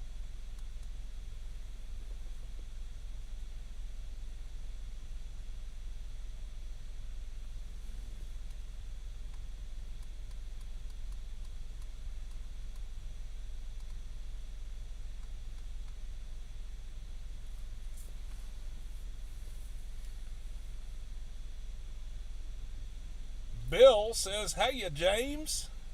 Well, hello from Seattle, Washington. Seattle is one of James's happy spots. I would like to come back to Seattle again soon.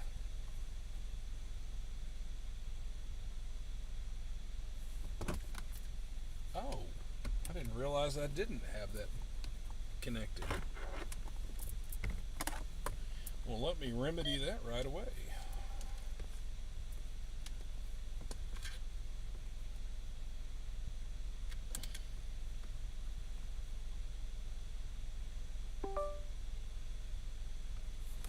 Yeah. So I'm gonna put you right here.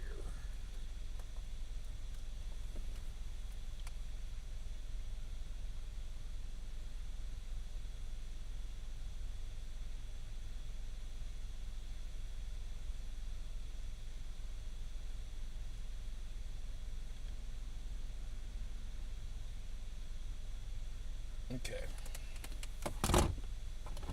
I didn't realize I was on battery power on the scanner. I thought I had it plugged in, and it was not, so it's low battery, but we have gotten that remedied now. We're sitting here in Dardanelle monitoring the city cop on a traffic stop here.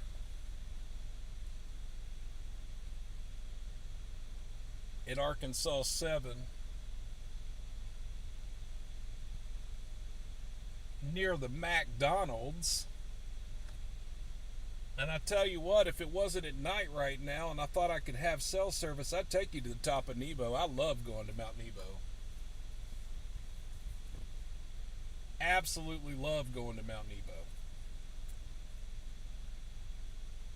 So Jim says, where's his backup? They probably doesn't have a backup unit. Dardanelle's is not a big town. And with it being after midnight, if they had a second unit that was working, they probably got off at midnight. They're probably the 3 to 11 unit got off, and this is the overnight unit. His backup is likely the sheriff's department. Now, I don't know that to be true, but, you know, small towns, a lot of times that's true.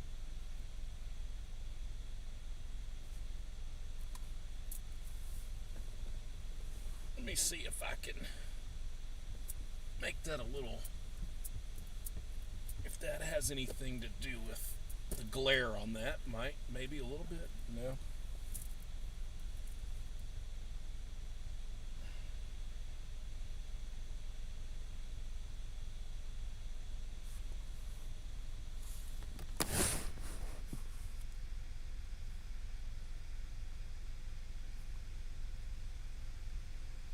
Me and the wife just watched a video yesterday that had an intro by Birdman himself. What was that about? I haven't heard about this video.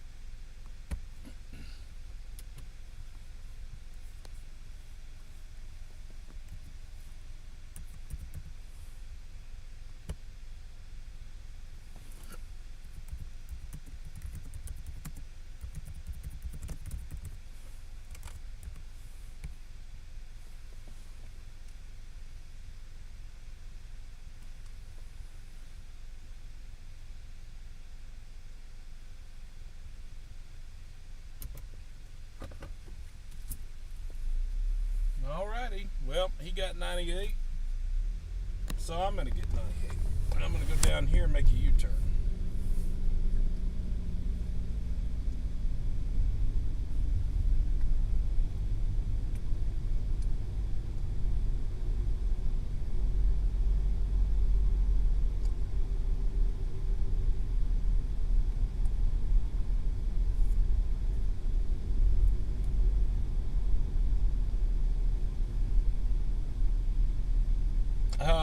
True Grit Towing and Recovery, because everybody mentioned when I had that Dardanelle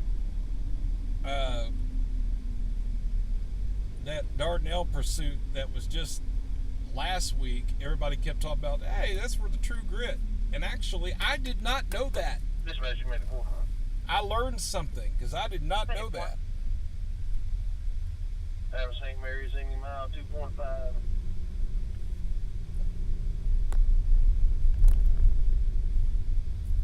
Copy, midnight 35. Well, so the ambulance that responded to the general medical call has arrived at the hospital with the patient. Again, I wish we had more to listen to, but there's just not a lot happening tonight. I can't make things happen that aren't happening. Just can't.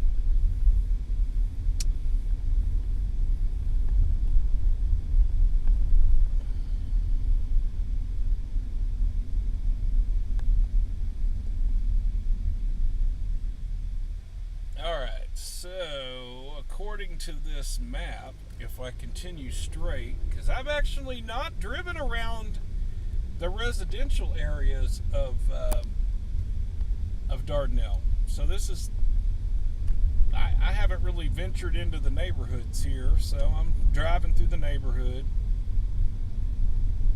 And according to this, there's a park that's coming up, and we might be able to look at the river. So we're going to go check it out. It's probably closed. It's probably going to have a sign up that says I'm not allowed to be there. But We'll see. So that's coming up here in just a minute. I see you got Little Rock Elevators and More in the chat tonight. Shout out to LRE and More.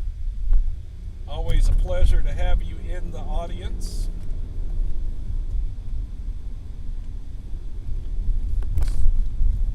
And you know, to the folks that really like the live streams, I'm sorry I haven't live streamed much. It's been a compilation. It's been a compilation of issues recently involving the elimination of the NST headquarters in downtown Little Rock, and I've been having some issues, some personal issues involving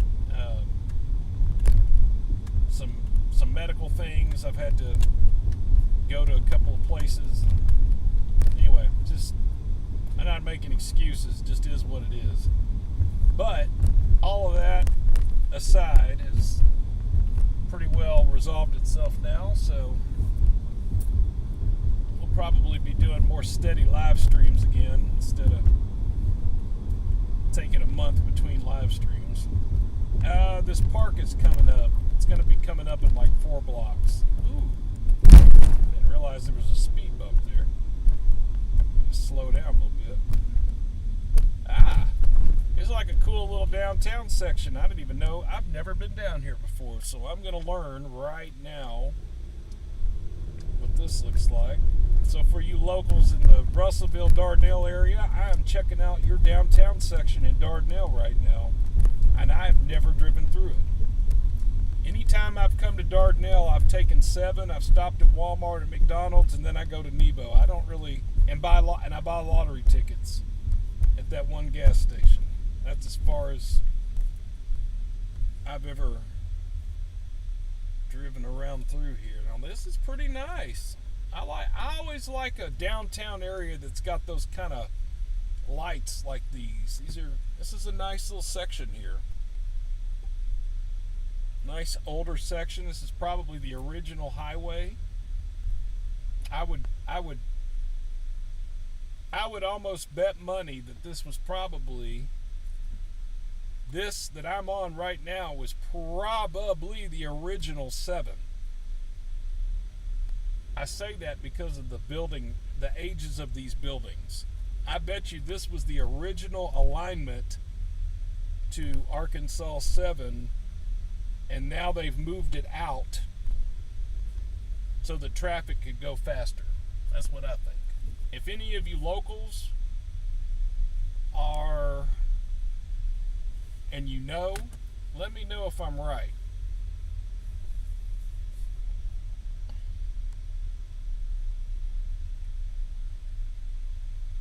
Okay, so what does this say right here? It says Veterans Riverfront Memorial Park, no unlicensable. Wow. What a thing to, wow. Hold on, I gotta show this off. You don't see this every day. Hold on, that's, wow. Like, what a thing of all things to be concerned about. Okay, hold on. I'm gonna zoom in on this. It's pretty funny.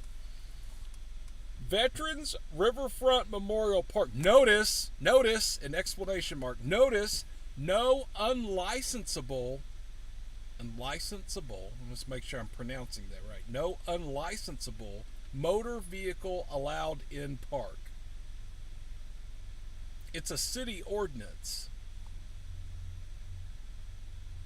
What a thing to get, like, each city to their own, but like, of all things to mention, it's like, you know, usually the sign says no loitering, no doing drugs, you know, whatever. You don't see it like saying that, like, if your vehicle doesn't have a license, it can't be in the park. That's odd. Oh, it's referring to ATVs. Okay, I'm sorry, guys. Now that just tells you my ignorance. Sorry about that. Whoops. You're right. I didn't even think about that. You're right. My bad. Hey. Now I grew up in Little Rock. Sorry. I'm gonna tell you right now. I'm an Arkansan, but I grew up in Little Rock. So I'm sorry. You're right. You country folks know my bad. Maybe just be quiet. I'll put my foot in my mouth on that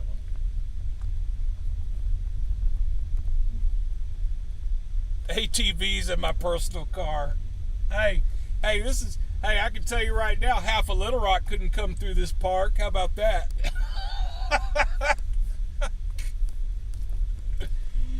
There's so many vehicles in Little Rock and North Little Rock that don't have tags.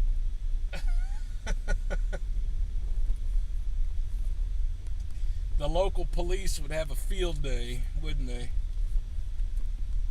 So, off in the distance is the bridge we crossed over, the Arkansas 7 bridge here that connects Russellville to Dardanelle.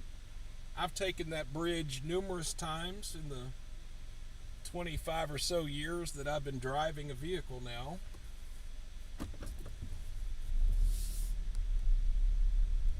And it looks like there's a boat launch on down here too, so you could just bring your little John boat.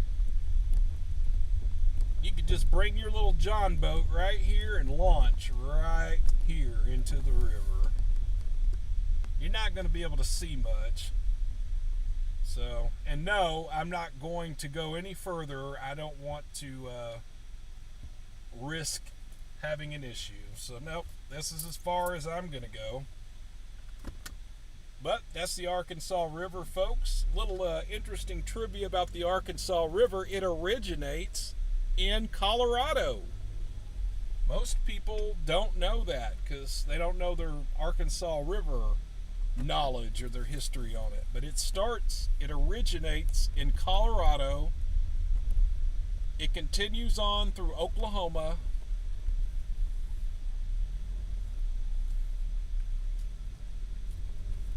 And, of course, Arkansas. And interestingly, the first territorial capital of Arkansas, because I'm a nerd. Ooh, I see the police. Ooh, I see the police rolling. I see them rolling. They're on Main Street or whatever that, or Front Street. I see the police. If he sees my headlights down here in the park, you know, there's not a lot going on in this town. I might be loitering.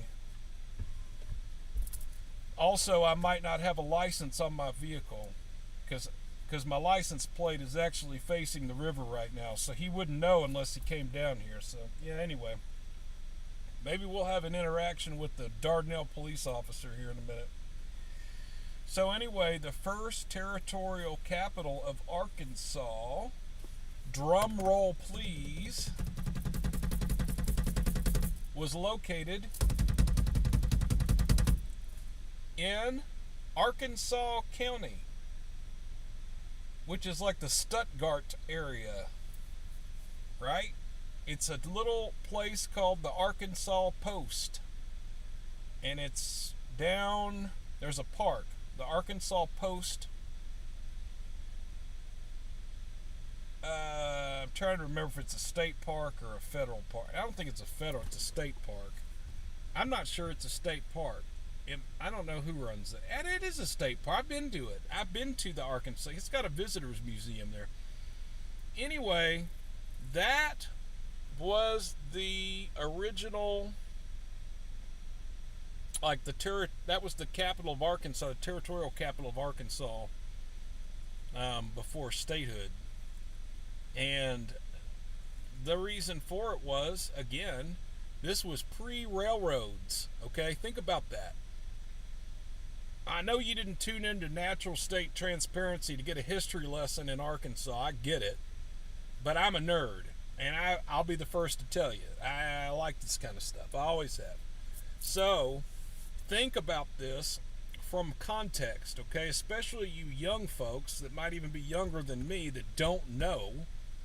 I'm not going to hold it against you. But open your mind up to this for a minute. Prior to there being paved roads for automobiles, what did you find? You had railroads. But even before the railroads, folks would put vessels in the water and use the waterways, right? So Arkansas Post, being off the Arkansas River, down there in that area, it was a major way to get goods to and from, right? A lot of these river towns, they thrived on being able to get goods in and out of ports. So before the railroads, folks were floating up and down the river, and Arkansas Post came about because of that reason. And there's still a historical site there in a state park. And if you want to really know your Arkansas history and you find yourself kind of in the eastern quadrant of the state, give them a visit. And then when you leave there, go to DeWitt. Okay? DeWitt is not far from Arkansas Post Museum. And I don't know the name of it, but there is a single Mexican restaurant in the town of DeWitt. I went there for Super Bowl because the last time, that's kind of, God, I cannot believe I know these stories. Oh, I'd say about 5 or 6 years ago during Super Bowl, I went to Arkansas Post. I took a drive. Actually, it was my mom and I. We went and took a drive. We do that sometimes. We just like to get in the car and go. We went to Arkansas Post Museum because we had never been. And then after, we went to the Mexican restaurant in DeWitt. And while they were having the Super Bowl, we were in there eating. And I'm going to tell you, I haven't been back because I hadn't been that way. But that was really good food. And it was so good that 5 or 6 years later, I remembered to mention it. So I'm just telling you now, if you're from Arkansas County, go to DeWitt and eat the Mexican restaurant there. NST's been there. I put my stamp on it. It's pretty good. Good cheese dip, too.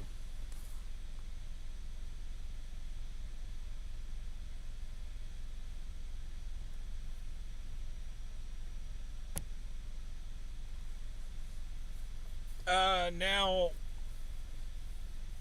Arkansas, I don't know what Indian tribe it was named after, but I can tell you that Osage Indians were around here at the time that Hernando de Soto came and explored Arkansas. I know that. My mom used to be a docent at the Arkansas Historical Museum in downtown Little Rock. Prior to its naming of that, it was called the Arkansas Territorial Restoration, and she used to give guided tours of the complex. And so that facility is still there. They've added on to it, and it's some of the oldest. It's some of the oldest stuff in Little Rock. It's right there at the corner of 2nd and Cumberland.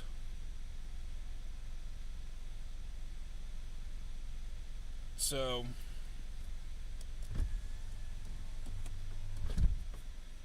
Emma Surf says, a little behind, but when you said you wanted the Old South tomorrow, sorry, but they are closed on Sunday, I think. Yeah, well, such is life, right? Anyway, we'll just have to get back up here to Russellville on a different day. I'm going to have that again, I promise. I am. Thank you for that, Emma. So I'm going to roll out of here. The police obviously didn't see me down here. And I was loitering. I was waiting. I was waiting on it. But I guess he missed me. Quapaw. Well, now Quapaw Indians, yes, but there was an Osage Indian presence too now, somewhere. Now I might have my history wrong. I'll be the first to admit I don't always get it right. I think this was the original 7. Look at that old building right here. It's like a dead giveaway. Look how old that is. That's a 100-year-old building. So I think this was the original highway from forever ago. They call that like the original alignment before they moved the highway out. I bet you this was. What does this sign say right here? Historical downtown Dardanelle. It says, I'll read it to you if I don't have any traffic. It says, Dardanelle was incorporated January 17th of 1855, which is pre-Civil War, I might add. Go back to 1862, 63, 64. Is that the post office? Wow. And they're using those old P.O. boxes in there too. That's really cool. All right, let me finish this. So anyway, January 17th, 1855, Dardanelle was... What does that say? I can't read.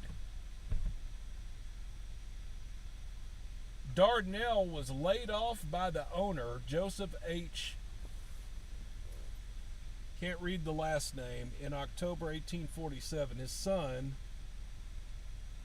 Colonel David Barely, was sent here as an Indian agent in 1823 to take a census of the Indians living in this settlement. Dardanelle was founded on the southern bank of the Arkansas River in the center of the Arkansas River Valley. Well, there you have it, folks. It's good to know.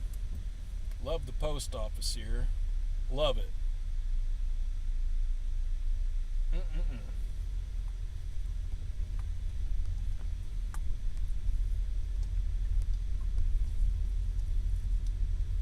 There's somebody out here. There's a vehicle sitting here with the lights on. There's a little restaurant right. Oh, Front Street. Ah, little steakhouse. Steak, seafood, pasta, pizza, burgers, Cajun, live music, and what does it say? Concert. Must be the drinking spot. Look at this old lumber. It says Thomas V. Jones Lumber Company. Look how old that building is. See, I really do think this was probably the original highway forever ago. And get out of their way. Go, pass me, go.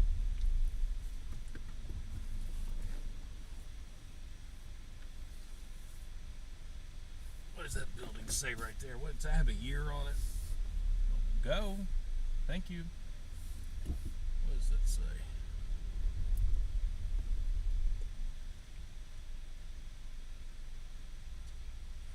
1910. This building that's right here was built in 1910. So again, even though I've mentioned this a few times, I think this was the original highway alignment, and these were the original buildings built in Dardanelle forever ago. And they still are mostly occupied. You know, and that's the thing about Arkansas. When you go to some of these towns and you look for the original block, or you look for the original downtown section, some of these downtown areas are vacant. They're not, the cities haven't maintained them, so they go vacant. They don't. But Dardanelle's not. That's not the case here. Their downtown section here is in pretty decent shape, I have to say. So that's been fun to go see here in Dardanelle. Where's the police though? Let's go see if we can find some police action. There's nothing going on the scanner. I don't have it turned down at all. It's still up. So there's not any medical calls going out in Russellville, and no fire calls.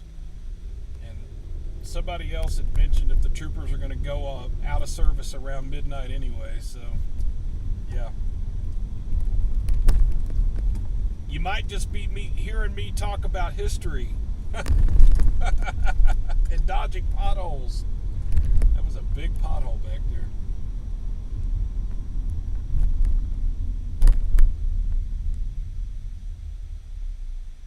All right, so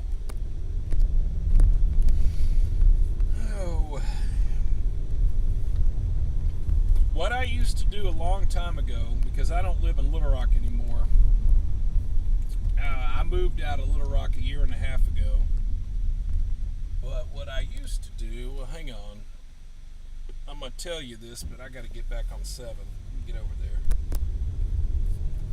So, what I used to do was I would get on the freeway out of Little Rock, okay? And I would take 430 to 40, where Mom L's located, and then I would go west to Russellville to 7. Get off at 7. And this is the decision you would have to make at that point.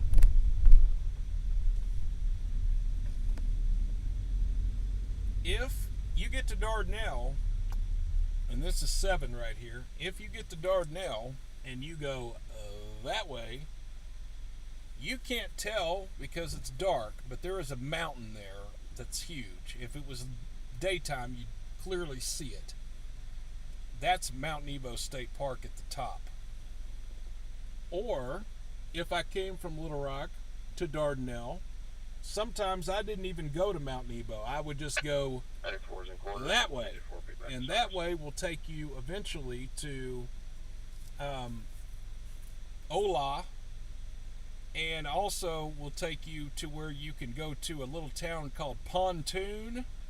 Is anybody, you locals, you Dardanelle, Russellville folks that are watching right now, do you know where Pontoon is? Because I do.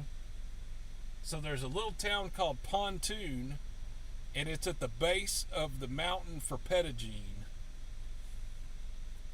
So anyway, sometimes we would come from Little Rock, and then we wouldn't even go to Nebo. We would just turn left, and then this was just one big loop. So Little Rock to Dardanelle, Dardanelle to Pontoon, go up into Pettigene, come down the other side of the mountain, go through a little town called Perry, then you go through Perryville, you continue on to Williams Junction there at Highway 10 and 9 in far eastern Perry County, and then you continue 10 into Pulaski County as you pass Lake Maumelle back into Little Rock, and you could have a wonderful day trip. I've done that loop countless times. That's why I say I've been here before many a time, and I have. So, anyway,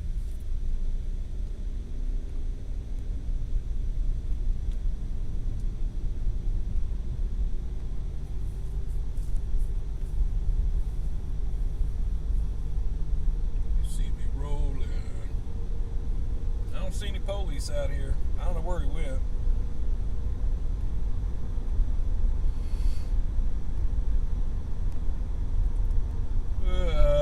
Don't start that. Stop it. Start yawning now. You see me rolling. I don't see any police.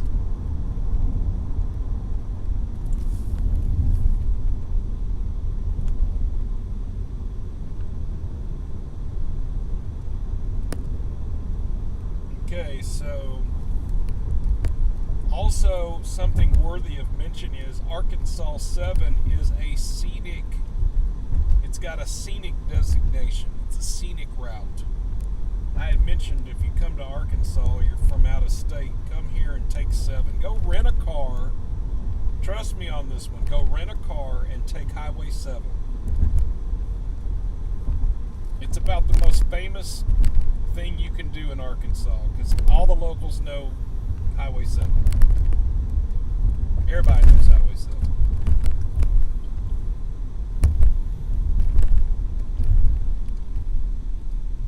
No police in the parking lot there. I don't see any homeless.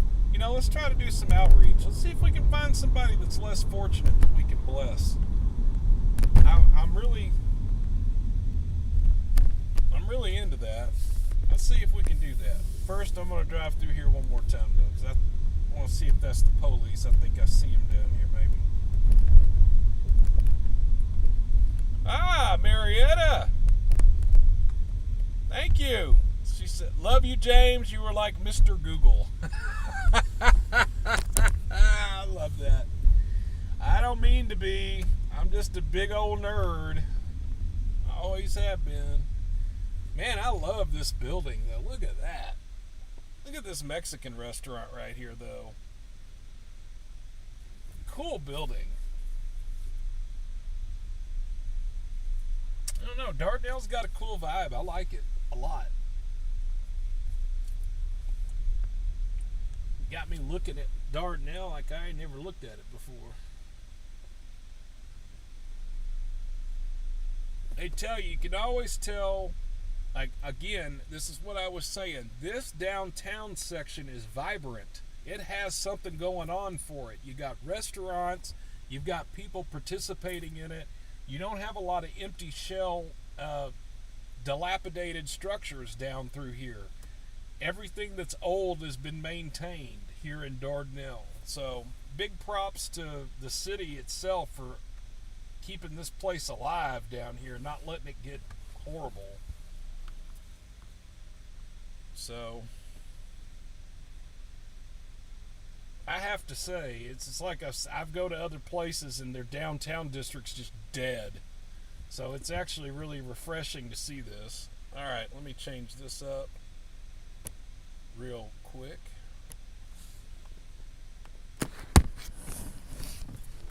Oh.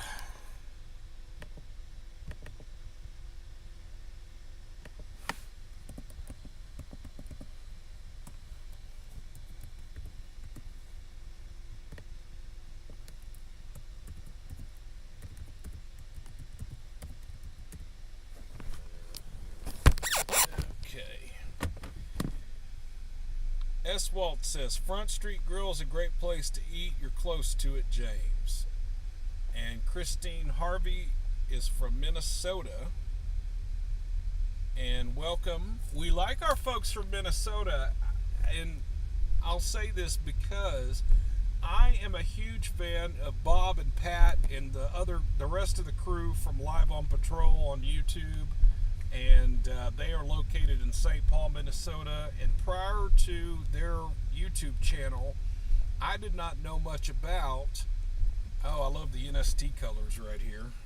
We got NST colors going on here at this Better Than a Box salon. But anyway, going back to what I was saying about Minnesota, I didn't know much about Minnesota until that YouTube channel came about. Bob and Pat on it's called Live on Patrol for you folks that like police interactions, but you know, I can't tell you enough how much I like that show. I really enjoy watching those guys do their thing. They're older cats, you know. Bob's in his early 70s. I know it's interesting, he was born the same year as my mother, 1955, so I can always remember, you know, he's roughly my mom's age. But anyway, you know, just to hear their perspectives on policing, and you know, they've been out here doing it for forever, you know. So it's actually they give out gift cards. The reason why I give out gift cards and socks on my live stream is I've taken the motivation comes directly from them. And so I started looking into Minnesota. I was interested in that state. I'm not familiar with it, so I started looking into it. Actually got to visit Minnesota the first time 2 years ago. I took an Amtrak train through Minnesota when I went from Chicago to Seattle. And I am due to come to Minnesota for a few days and experience what it is like, and I'm going to holler at some of the viewers that we have from up that way when I do. Miss Donna, if you're still in the chat, you're who I'm talking about.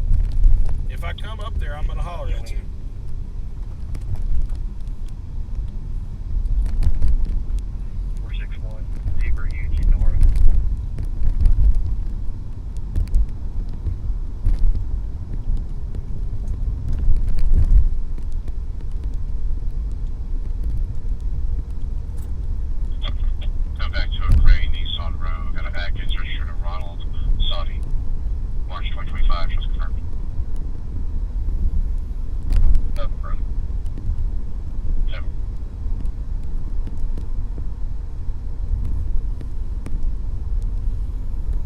So yes, if I can get up to Minnesota at some point soon, I will try, because I think it would be great. I would really enjoy that. Now, so from here, this is what's new. They added this bypass right here where you don't have to go through the city of Russellville to get to the freeway. They put up, it says North 247. This, I don't think this had always been here. Or if it had, they had to widen it. But that is a direct pipeline to the freeway. So you don't have to, you can sidestep driving through all of Russellville to get to the freeway. So I do know that. Looks like we have police sitting in the parking lot to the left here. I see taillights, and it looks like an Explorer sitting there. Right there on the right, it is police. It sure is. City of Russellville. Sitting at a closed gas station. I don't know. You know, some of these Russellville police or Dardanelle PD, they might be watching us on YouTube right now. You know, we are live. We've got nearly 100 in the room right now.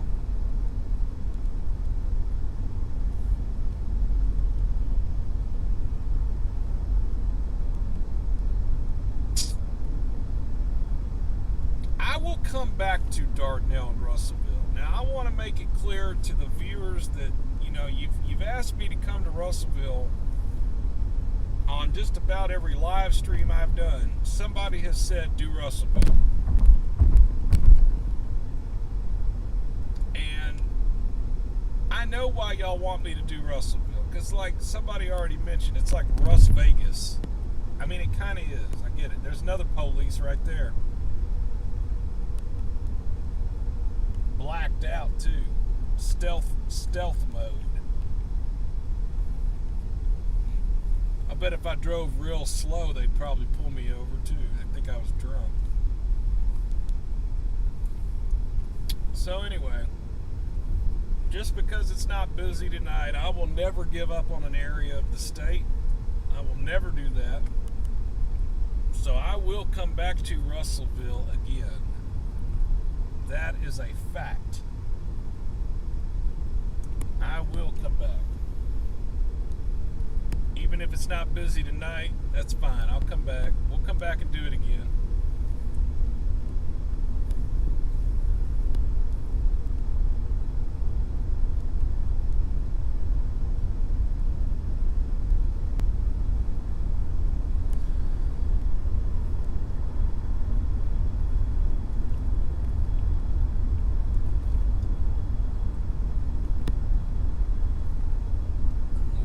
On the right.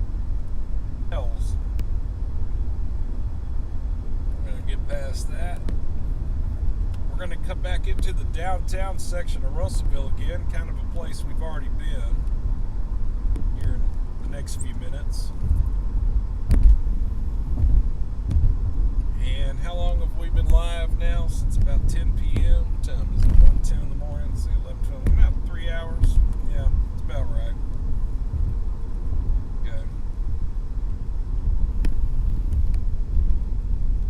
Well, you know, it's interesting. I do not see anybody walking around. I really thought I would be seeing some foot traffic out here, and I just didn't. Well, I said I didn't see any foot traffic, and there's a guy right there, but he didn't look like he was homeless.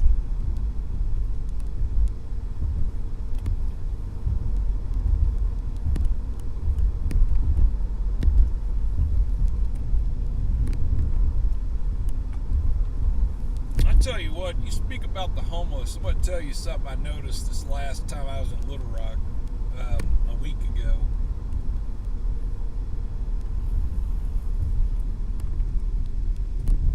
I stopped by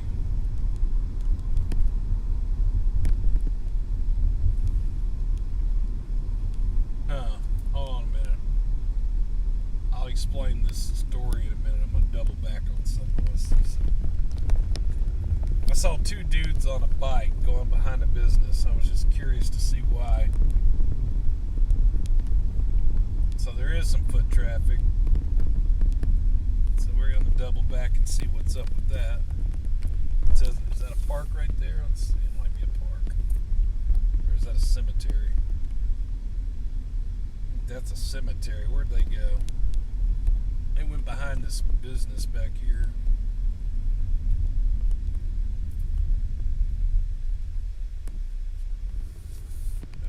in the street now. I wonder what they're up to. Let's see.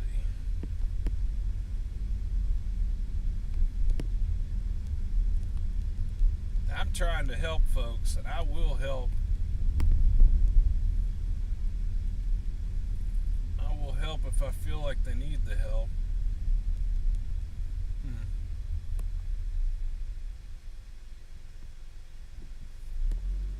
I don't really understand what they're doing, though. They went behind one closed business, and now they went across the street, and they're looking at me, and they're behind another closed business. I'm just wondering what are they doing? It's kind of a question as to, like, do I want to roll up on them and try to offer them a gift card, or are y'all like, what are y'all doing? I'm not sure I want to go ask. I think I'm going to leave that alone, actually. They're just going to keep on moving down the road. How about that? You start to get into that golden hour. I told y'all, if you've watched these live streams enough, we start to get into this time. I've always mentioned it. It's usually the golden few hours is going to be between like 1:30 in the morning and 4:30 in the morning. It's like 3 hours of time where you're going to find a lot of folks come out of the woodwork in the middle of the night, start rummaging through carports and vehicles and stuff like that. So if you're going to be prone to wanting to steal something, that's about the time you'd want to do it. If you want to have the best success of not getting caught. I'm not saying those two dudes were doing anything wrong. They might have been just fine, but I don't know. I be noticing things. What can I say? Alright, again, downtown Russellville, in front of the C&D drugstore here. It's a pretty cool place, but it's probably been there for a while.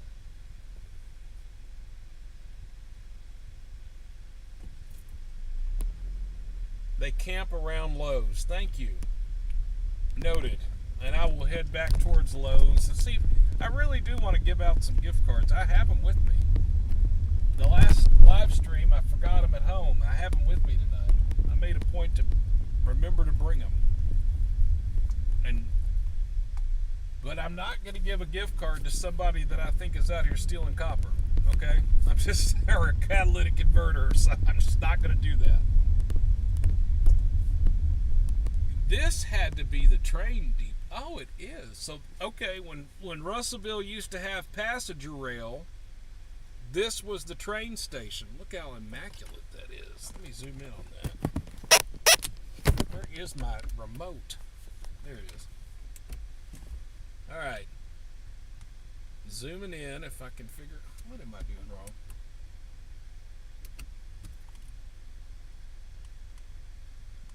So...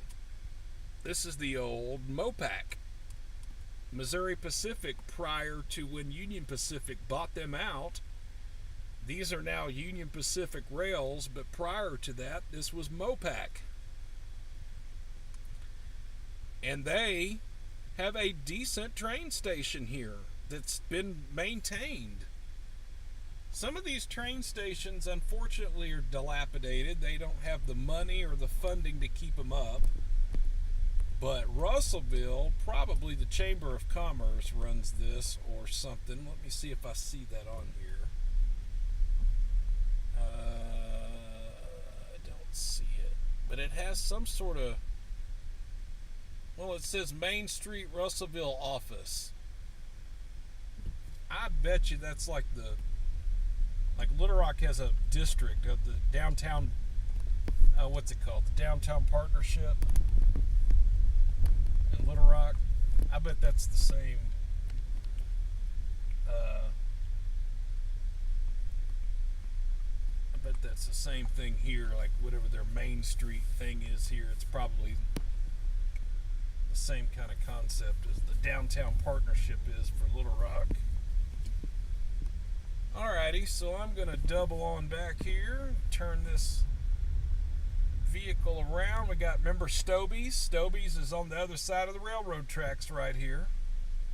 We've already been here, but this is the passenger rail station that no longer receives passengers, and that's unfortunate. You'll notice right here, it's got the name Russellville. Russellville, probably from forever ago, when this actually was a viable passenger rail station.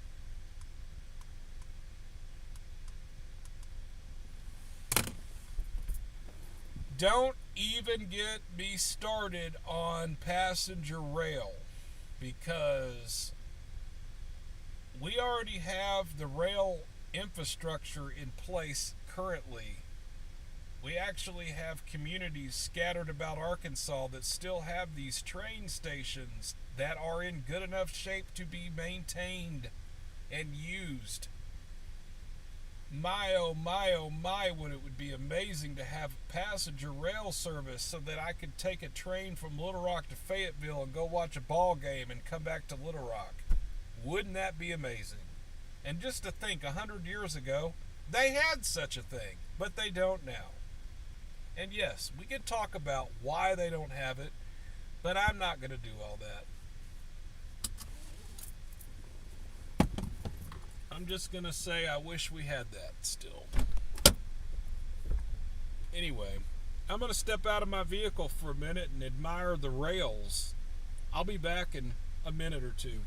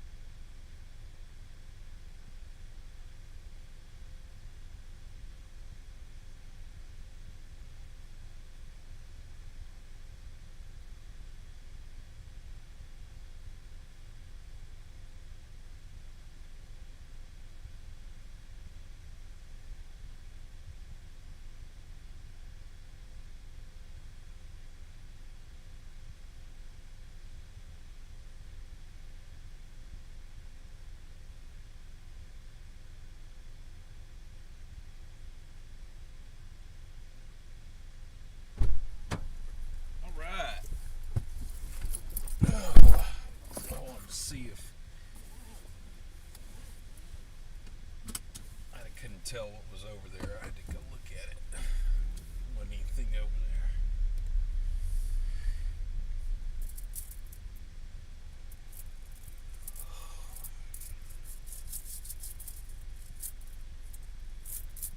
Congratulations, Bill, on getting married.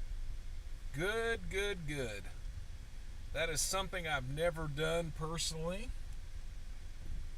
And yeah, I'm not against it. It just had never happened.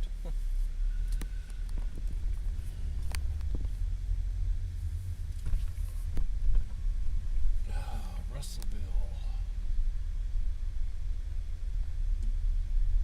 I would have loved to have seen this train station when it was actually being used.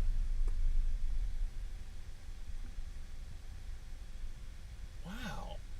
Do they really have the old cart out here? Wow, there's like an old wooden cart out here. Like what they use to unload the feed. Let me pull up here for a minute. Hold on, I gotta get out of my car for a minute and go look at this. I'll be right back. Let me just go see.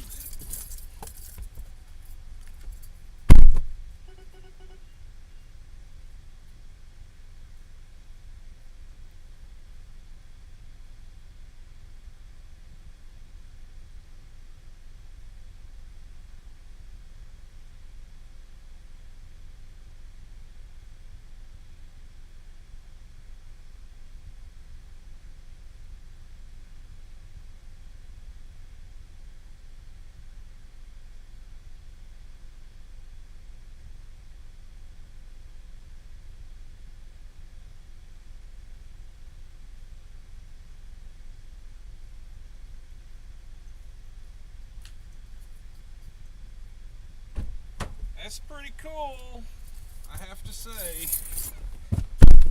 I'm very impressed with this. So, let me tell you what they got going on here at the depot here in Russellville. So, there is a cart that's affixed to the wall. They bolted it. But there is a cart that is affixed to the wall back there. And it's a wooden cart. And I recognized it because I used to work as a general manager at a 6-chain hardware store in the Central Arkansas area. And I've mentioned this before. I don't even have to disguise where it was, because it's Fuller and Son Hardware for you locals. The greater Little Rock area. I worked at Fuller and Son Hardware as general manager. And the same family has operated them for 100 years. And they have 2 of those wooden carts in their warehouse at their old main store. And they used to take those carts down and unload feed from the railroad cars and then walk them up a hill to the original store. And I've heard the stories about, and these carts are still being used to this day in the warehouse. They're those old wooden carts with the metal wheels. And so, anyway, I've never seen a cart like that ever again. Those 2 carts are located at the baseline location at Fuller and Son in Southwest Little Rock. They were original carts that came from the 28th and Arch Street store that closed down in the 70s there, that was close to the railroad in downtown Little Rock. And so I've never seen those carts anywhere else until just now. That's why I'm mentioning it. It's unusual to see. And the same cart that they had at Fuller is affixed to the wall here. Is like a decoration. So, I just think that's pretty cool. Because there's no telling how many bags of feed that cart unloaded. when the train came to Russellville. Probably forever ago. Anyway, that's pretty cool.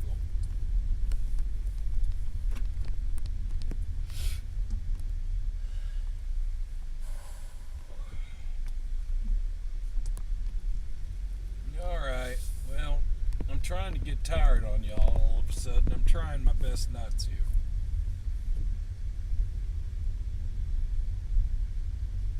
We are still in downtown. I'll probably stay live for a few more minutes. I might go ahead and call it pretty soon. I am getting tired. There's just nothing on the radio to go watch. And I'm trying to get them to pull me over. It's not like I haven't tried. Nobody will pull me over. I don't understand.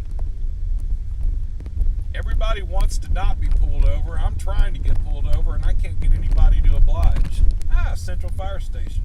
So this right here is the new fire station here in Russellville, the Central Fire Station. We already saw the old fire station, so there you have it. Gina Jackson Crawford, I didn't even see you in here until just now, and I know Miss Gina, hello, one of our regulars from the northeast of Arkansas. Have a good night. Glad you came by. I didn't see you until just now. I want to live in this building right next to the fire station. Look at that building right there. I want to live there. I want to live in that building, y'all. Like, that needs to be my apartment right there.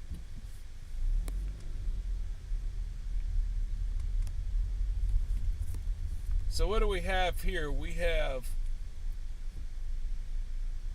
2 ladder companies. There's Ladder 1, and then there's another truck that has a ladder on top, but I don't know the call sign. I can't see it.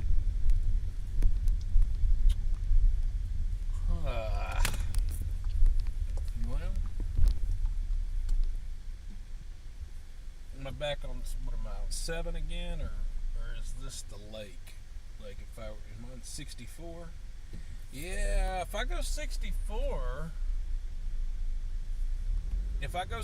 well, that's the problem. This is risky. If I go this way, I might lose cell service and it gets real choppy. We'll try. I'm going to take you down here to the lake.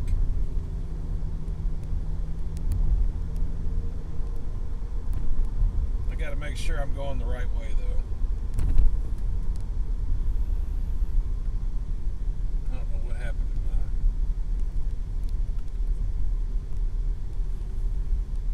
to my GPS. So I'm on Main Street, so there's the Kroger. So yeah, I've been down here. Keep going, we would go to the lake. What happened to my GPS?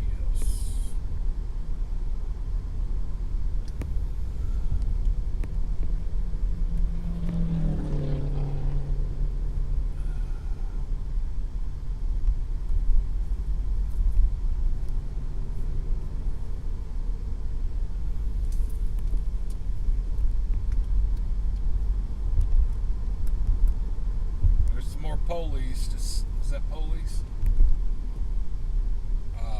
No, okay.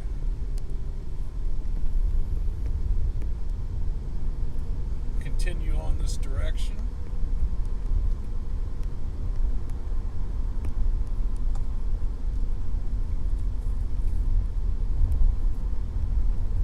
So, we are still in Russellville. But we are going to the west part of Russellville, in the western part of town.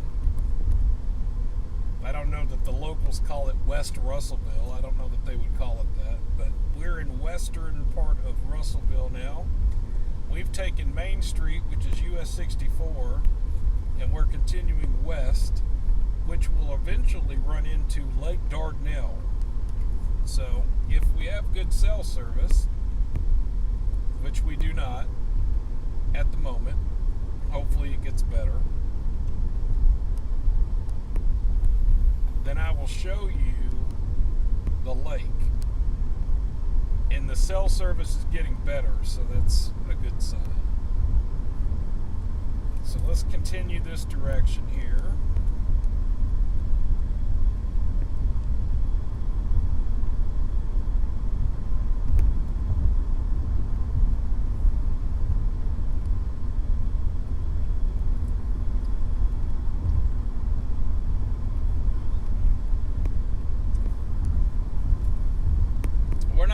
From the lake.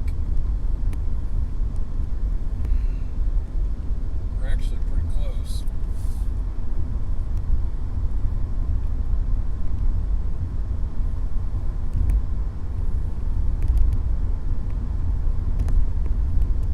Yeah, I might have to come back here during the daytime. I think that would have been the winner. I'm gonna have to come back to this area during the daytime.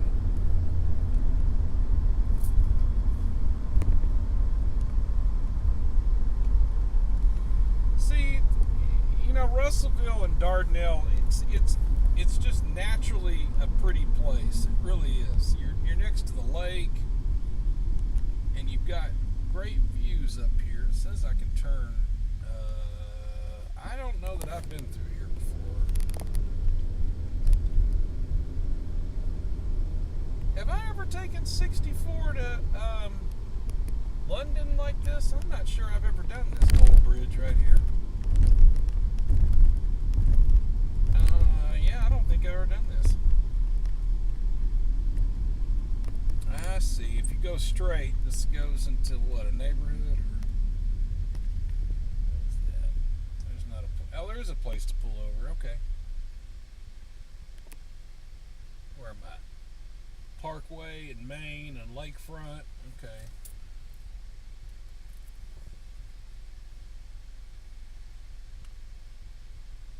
Russellville. Russellville, Arkansas. I love me some Russellville now. I know some people in the group, in the uncensored Facebook group for this area. Some people talk a lot of smack about Russellville, but I like Russellville. I always have. Just like I said earlier, I would live here in Russellville. So see, there is a pull-off here. There is a pull-off because this is on the map, but there's nothing to see here, and there's really no view here. Got a car coming behind me. Let's see if it's the police. Oh, cool. There's another little cutout right here, too. Let's see about this. Bet we get a better view right now. What's this? Can I turn in here? This is the boat launch.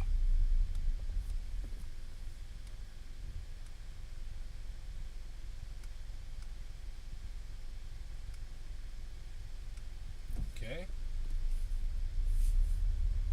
I didn't see any signs that said this area was closed, so I try to be a good citizen when it comes to like not being in a restricted area.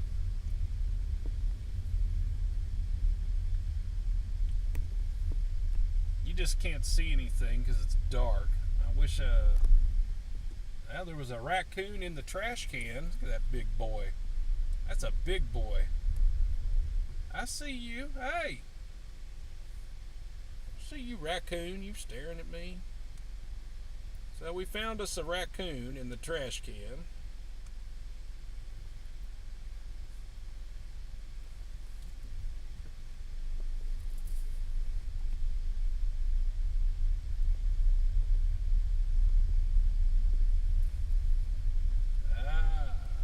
This is cool.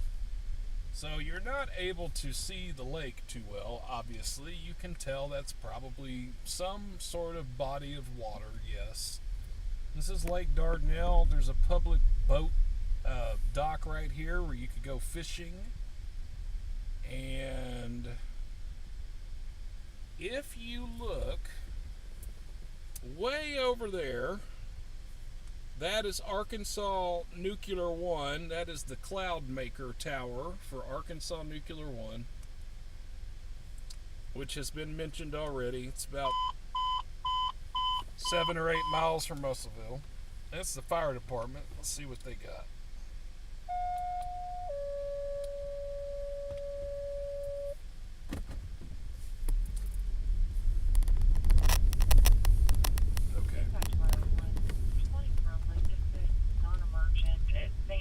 Hospital, ER, repeating, ladder 1, responding for witnesses, St. Mary's Hospital, ER, 1808 West Main Street, Pierce Cross, South Seattle Avenue, South Reno Avenue, for non-emergent witnesses. Why? Tone 136. Why? That I don't understand. Okay. Okay. Alrighty then.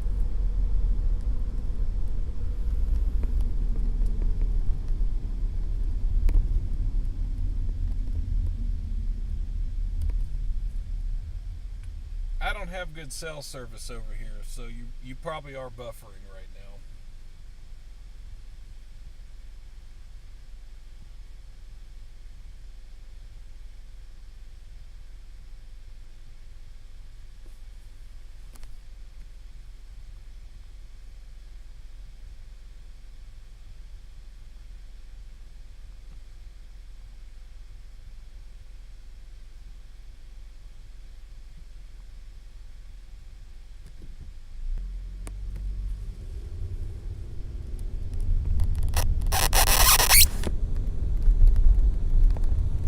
Adrian said, can you swim there in Lake Dardanelle? Yes.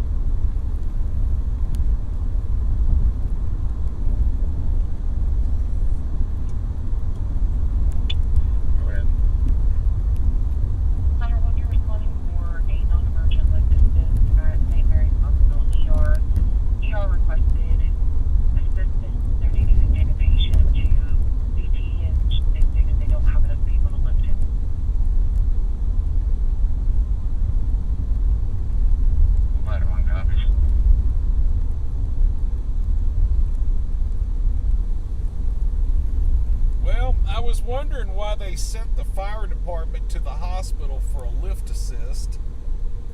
So, yeah, I was in an area that didn't have very good cell service. You were buffering. You're probably not buffering now because it looks like I've gotten better service as I've driven back into Russellville. They just dispatched the fire department to St. Mary's Hospital for a lift assist in the emergency room. And I thought that was odd, but then they mentioned in the notes when the unit got en route that they don't have enough personnel to lift the patient. So I don't know if this is like a morbidly obese patient and the hospital doesn't have, I don't know. That's just weird. That was a weird call. That's all I can say.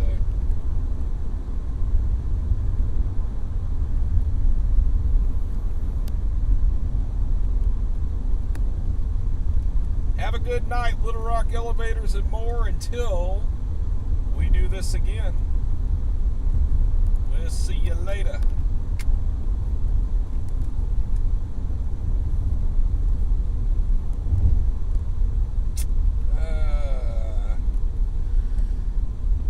Those are nice apartments.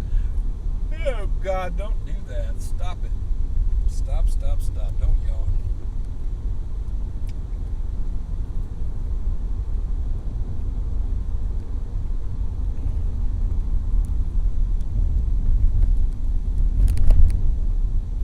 I don't think I've ever been down here before.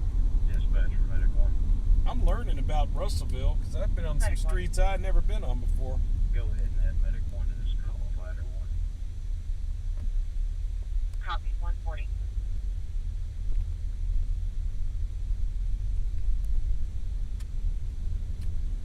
Stobie's drive-thru restaurant. They probably will be open tomorrow. I will be eating at Stobie's then if they're open in the morning. Well, I'm glad it one's on scene. now somebody Copy, suggested 141. I go check out the woods behind the Lowe's if I was looking for homeless folks. So I'm gonna go do that real quick and then we'll call it. Let me go do that first. But I am so glad that some of y'all have remained and not given up on us on our broadcast. We had some audio issues in the beginning. We've had some streaming issues. I am glad that you have remained. And maybe for you folks that aren't familiar with Arkansas as much, hopefully you have a better perspective of what's going on here in Russellville and Dardanelle, the Arkansas River Valley. I have to tell you, this has always traditionally been my favorite part of the state. I mean, I know some people will say that Northwest Arkansas is their favorite part of the state for the beauty, but living in Little Rock, I want to go this way. Right? Yeah. But living in Little Rock, it wasn't always practical to go to Northwest Arkansas. It was too far away. But going to Russellville, on the other hand, was not too far away. So I fell in love with this area a long time ago.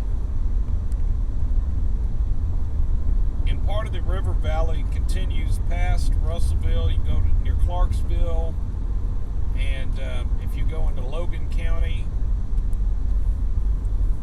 Paris, Arkansas, and Danville in Logan County. Those are some pretty nice areas to check out through there. I will tell you that it smells like chicken crap because there's a lot of chicken coops out that way.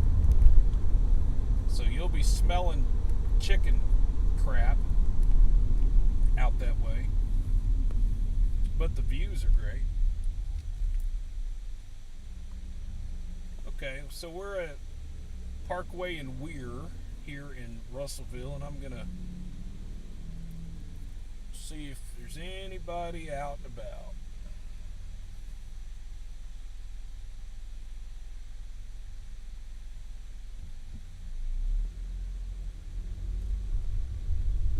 Good night, S. Waltz. I see you're out.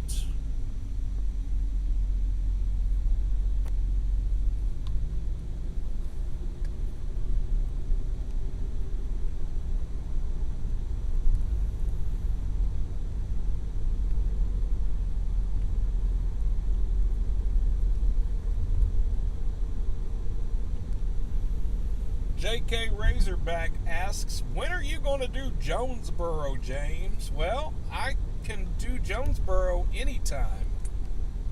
I reside in Walnut Ridge, so Jonesboro is just a quick skirt down 63. It doesn't even take long to get there. I've done Jonesboro twice in the past. I am happy to do Jonesboro again in the future, so stand by for that, and it won't be long. I'll do Jonesboro again. One night I did Jonesboro when they had a tornadic event, and I went up to Paragould and almost got caught in it. Alright, so we're near the Lowe's, we're near the Waffle House. Hopefully we're not streaming.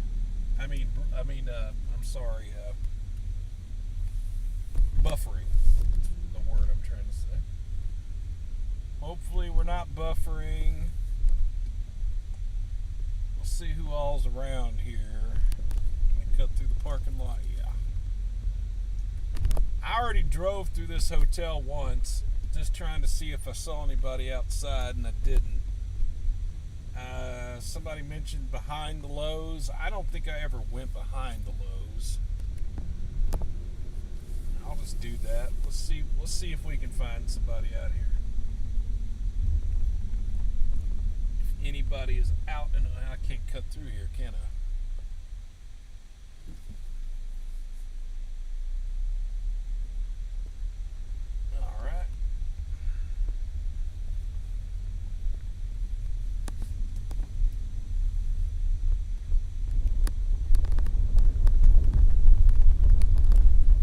Not impossible. Let's go this way. See if there's somebody behind the Lowe's. And then I'm going to cruise the truck stops one more time and see if I see folks out there, and then I'm going to call it. So let's see. Here's the Lowe's. And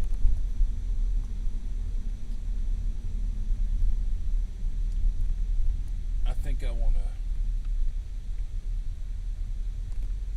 maybe go behind it on this end. There's trucks parked here in the way. Probably the overnight people.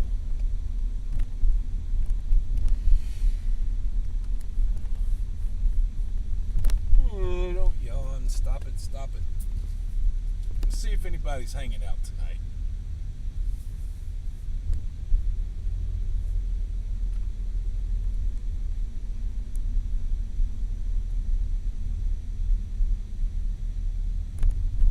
What would y'all do if I turned the corner right now and there was a clown, like, right there with makeup on and, like, rainbow hair? It was like a clown. Wouldn't that be kind of weird? Well, there's not. Don't worry.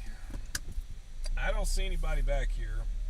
I can see how people might be back here, though.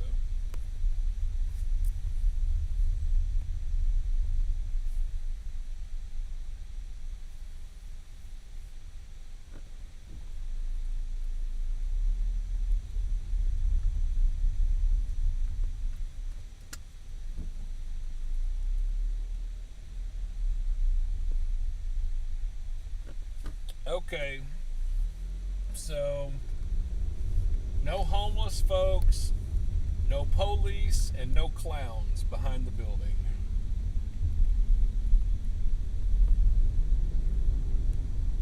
Kind of proving the point that there is nothing going on in Russellville tonight on a Saturday night of all nights. Man, I didn't even announce that I was coming to Russellville. That's the thing. I totally was going to surprise y'all and just show up in Russellville and hit live and just start seeing a bunch of stuff. And man, it just did not happen. This did not happen tonight. But I will come back. I already told you that. I will come back. I will come back to Russellville. I'm sorry that the night I picked to come here, there wasn't anything going on. I need to come down here.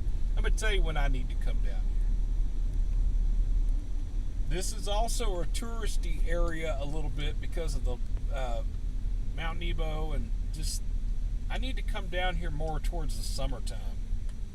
That's another little thing. So I'm gonna look around. I'm gonna kind of peruse the old truck stops here for a minute, and that's the truck entrance only, isn't it? So I really need to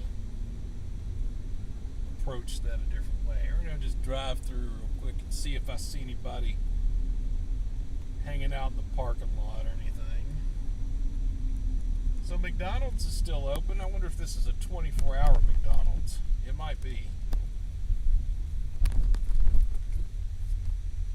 I would imagine it probably is because of the interstate. Is this a 24-hour McDonald's? Maybe? Maybe not. I don't know.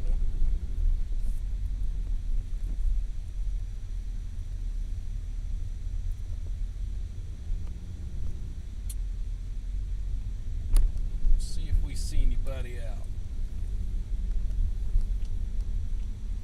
I don't see anybody at this first truck stop.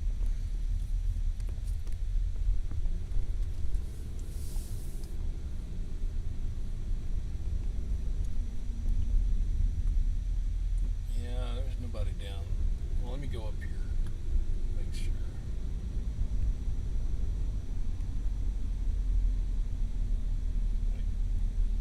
Somebody charging their phone, or somebody just hanging out in the parking lot. I don't see anybody here. There's nobody in this parking lot.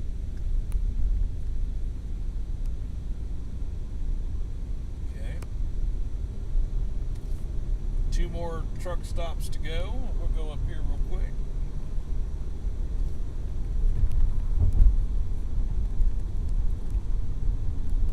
Now, in the past, when I've come to Russellville, I've seen homeless people here at this one gas station here.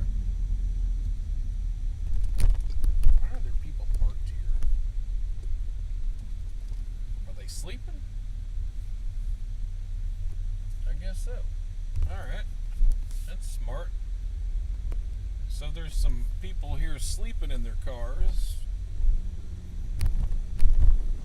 Probably too tired to drive, had to pull over for a little bit. I understand that. I've done that. I can tell you right now, if you're feeling tired, you need to go on and go pull in a parking lot and get you a 15, 20, 30-minute nap. Might make all the difference. Make sure you lock your doors. I've absolutely done that. It's odd to see a vehicle sitting here running like that with no driver. That's weird.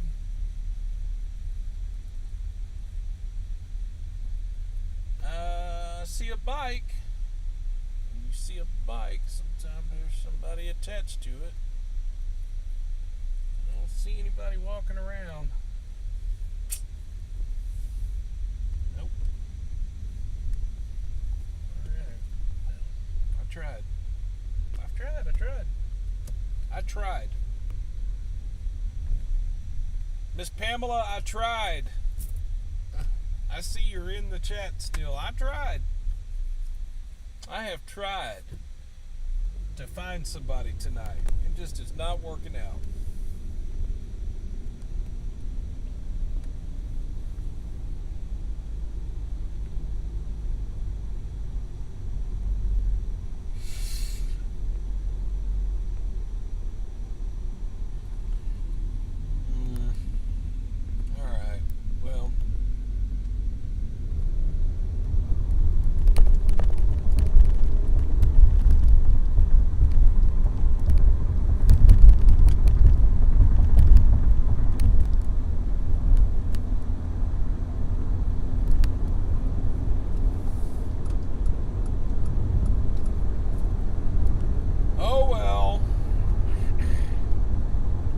what's going on in Fort Smith? I'm already this far in Russellville.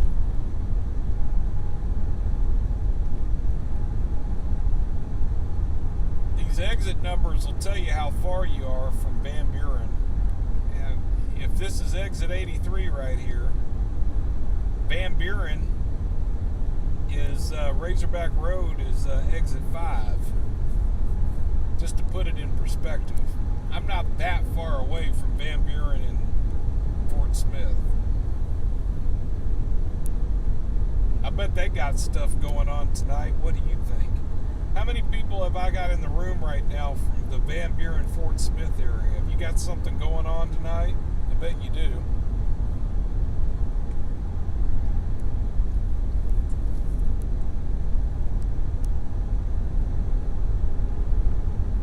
And I mentioned earlier that I'll come back to Russellville. Let me mention this too. I'm also going to do more in Fort Smith and Van Buren. That's going to happen. And also I'm due for Northwest Arkansas as well, like Fayetteville. I haven't done Fayetteville. So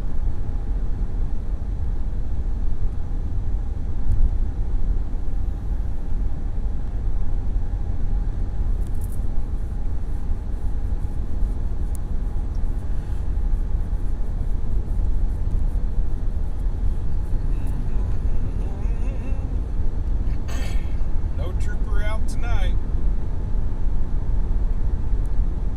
I guess I could speed if I wanted to.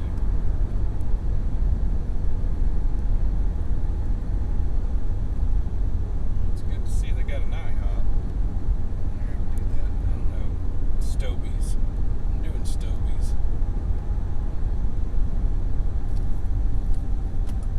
Alright, well folks, I am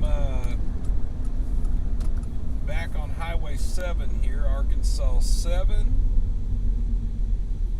and if I don't see anybody hanging out in any of the gas station parking lots over here, I'm gonna call it. So let me just double check on that right fast. I'm gonna look in here and see if anybody's charging their phone or hanging out or anything like that. I don't see anybody here.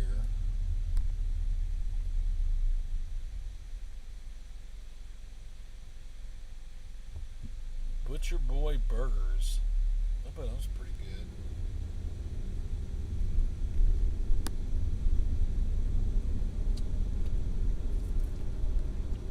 Well, no calls is actually okay. I will tell you that I'm disappointed in the fact that there hasn't been much to look at, but at the same time, and I've said this in the prior broadcast, I would rather there not be, because I don't wish emergencies on anybody. You know, things are inevitably going to happen. House fires happen. As much as you try to prevent them, people are going to get arrested. That's just how it goes. And,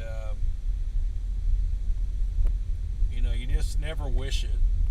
So even if I am driving out here bored because there's nothing to look at, I still would rather it go this way than, there be some major incident that somebody got hurt or killed over.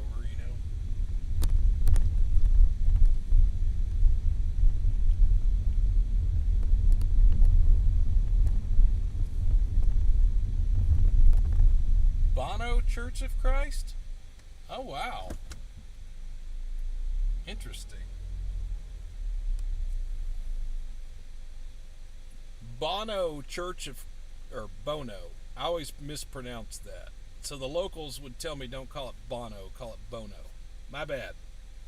You don't even have to correct me. You Northeast Arkansas people, you didn't hear me call it Bono. It's Bono. Well, your church band is over here at the Best Western in Russellville. What's up with that? Probably got some choir people over here going to the tech or something, huh? I don't know. There's nobody in the. What is that?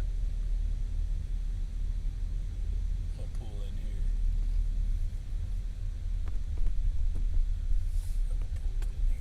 Let's see.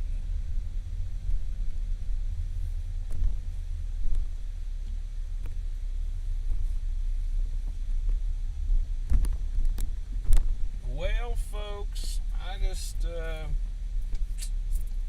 even though I said I'm a little disappointed, I meant what I said about the whole deal about not wishing for something to go look at, because, you know, inevitably the stuff's going to happen regardless, and it's always a better night when there's peace.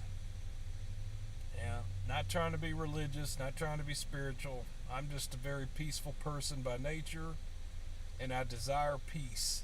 So, you know what? If all we did tonight was drive around and talk about the history of Russellville and Dardanelle, and I showed you a thing or two, then I'm glad that that's what we did. I'm glad that somebody didn't have a house fire tonight, and I'm glad that there wasn't a major incident that involved resources and tied up people. I'm happy that peace prevailed tonight during our broadcast. So I don't look at it as a loss. I look at it as a victory. And as far as all y'all that have still remained in the room, thank you so much. See that we still have plenty of folks in here. Yeah. So this is James Bozeman, the content creator here at Natural State Transparency, and it is now exactly 2 a.m. Central Time. We've been live now for almost 4 hours. And I'm just going to call it a night. So hopefully y'all will get some rest out there, and you folks in the United States will get some rest, and we still probably have some folks tuning in from across the world.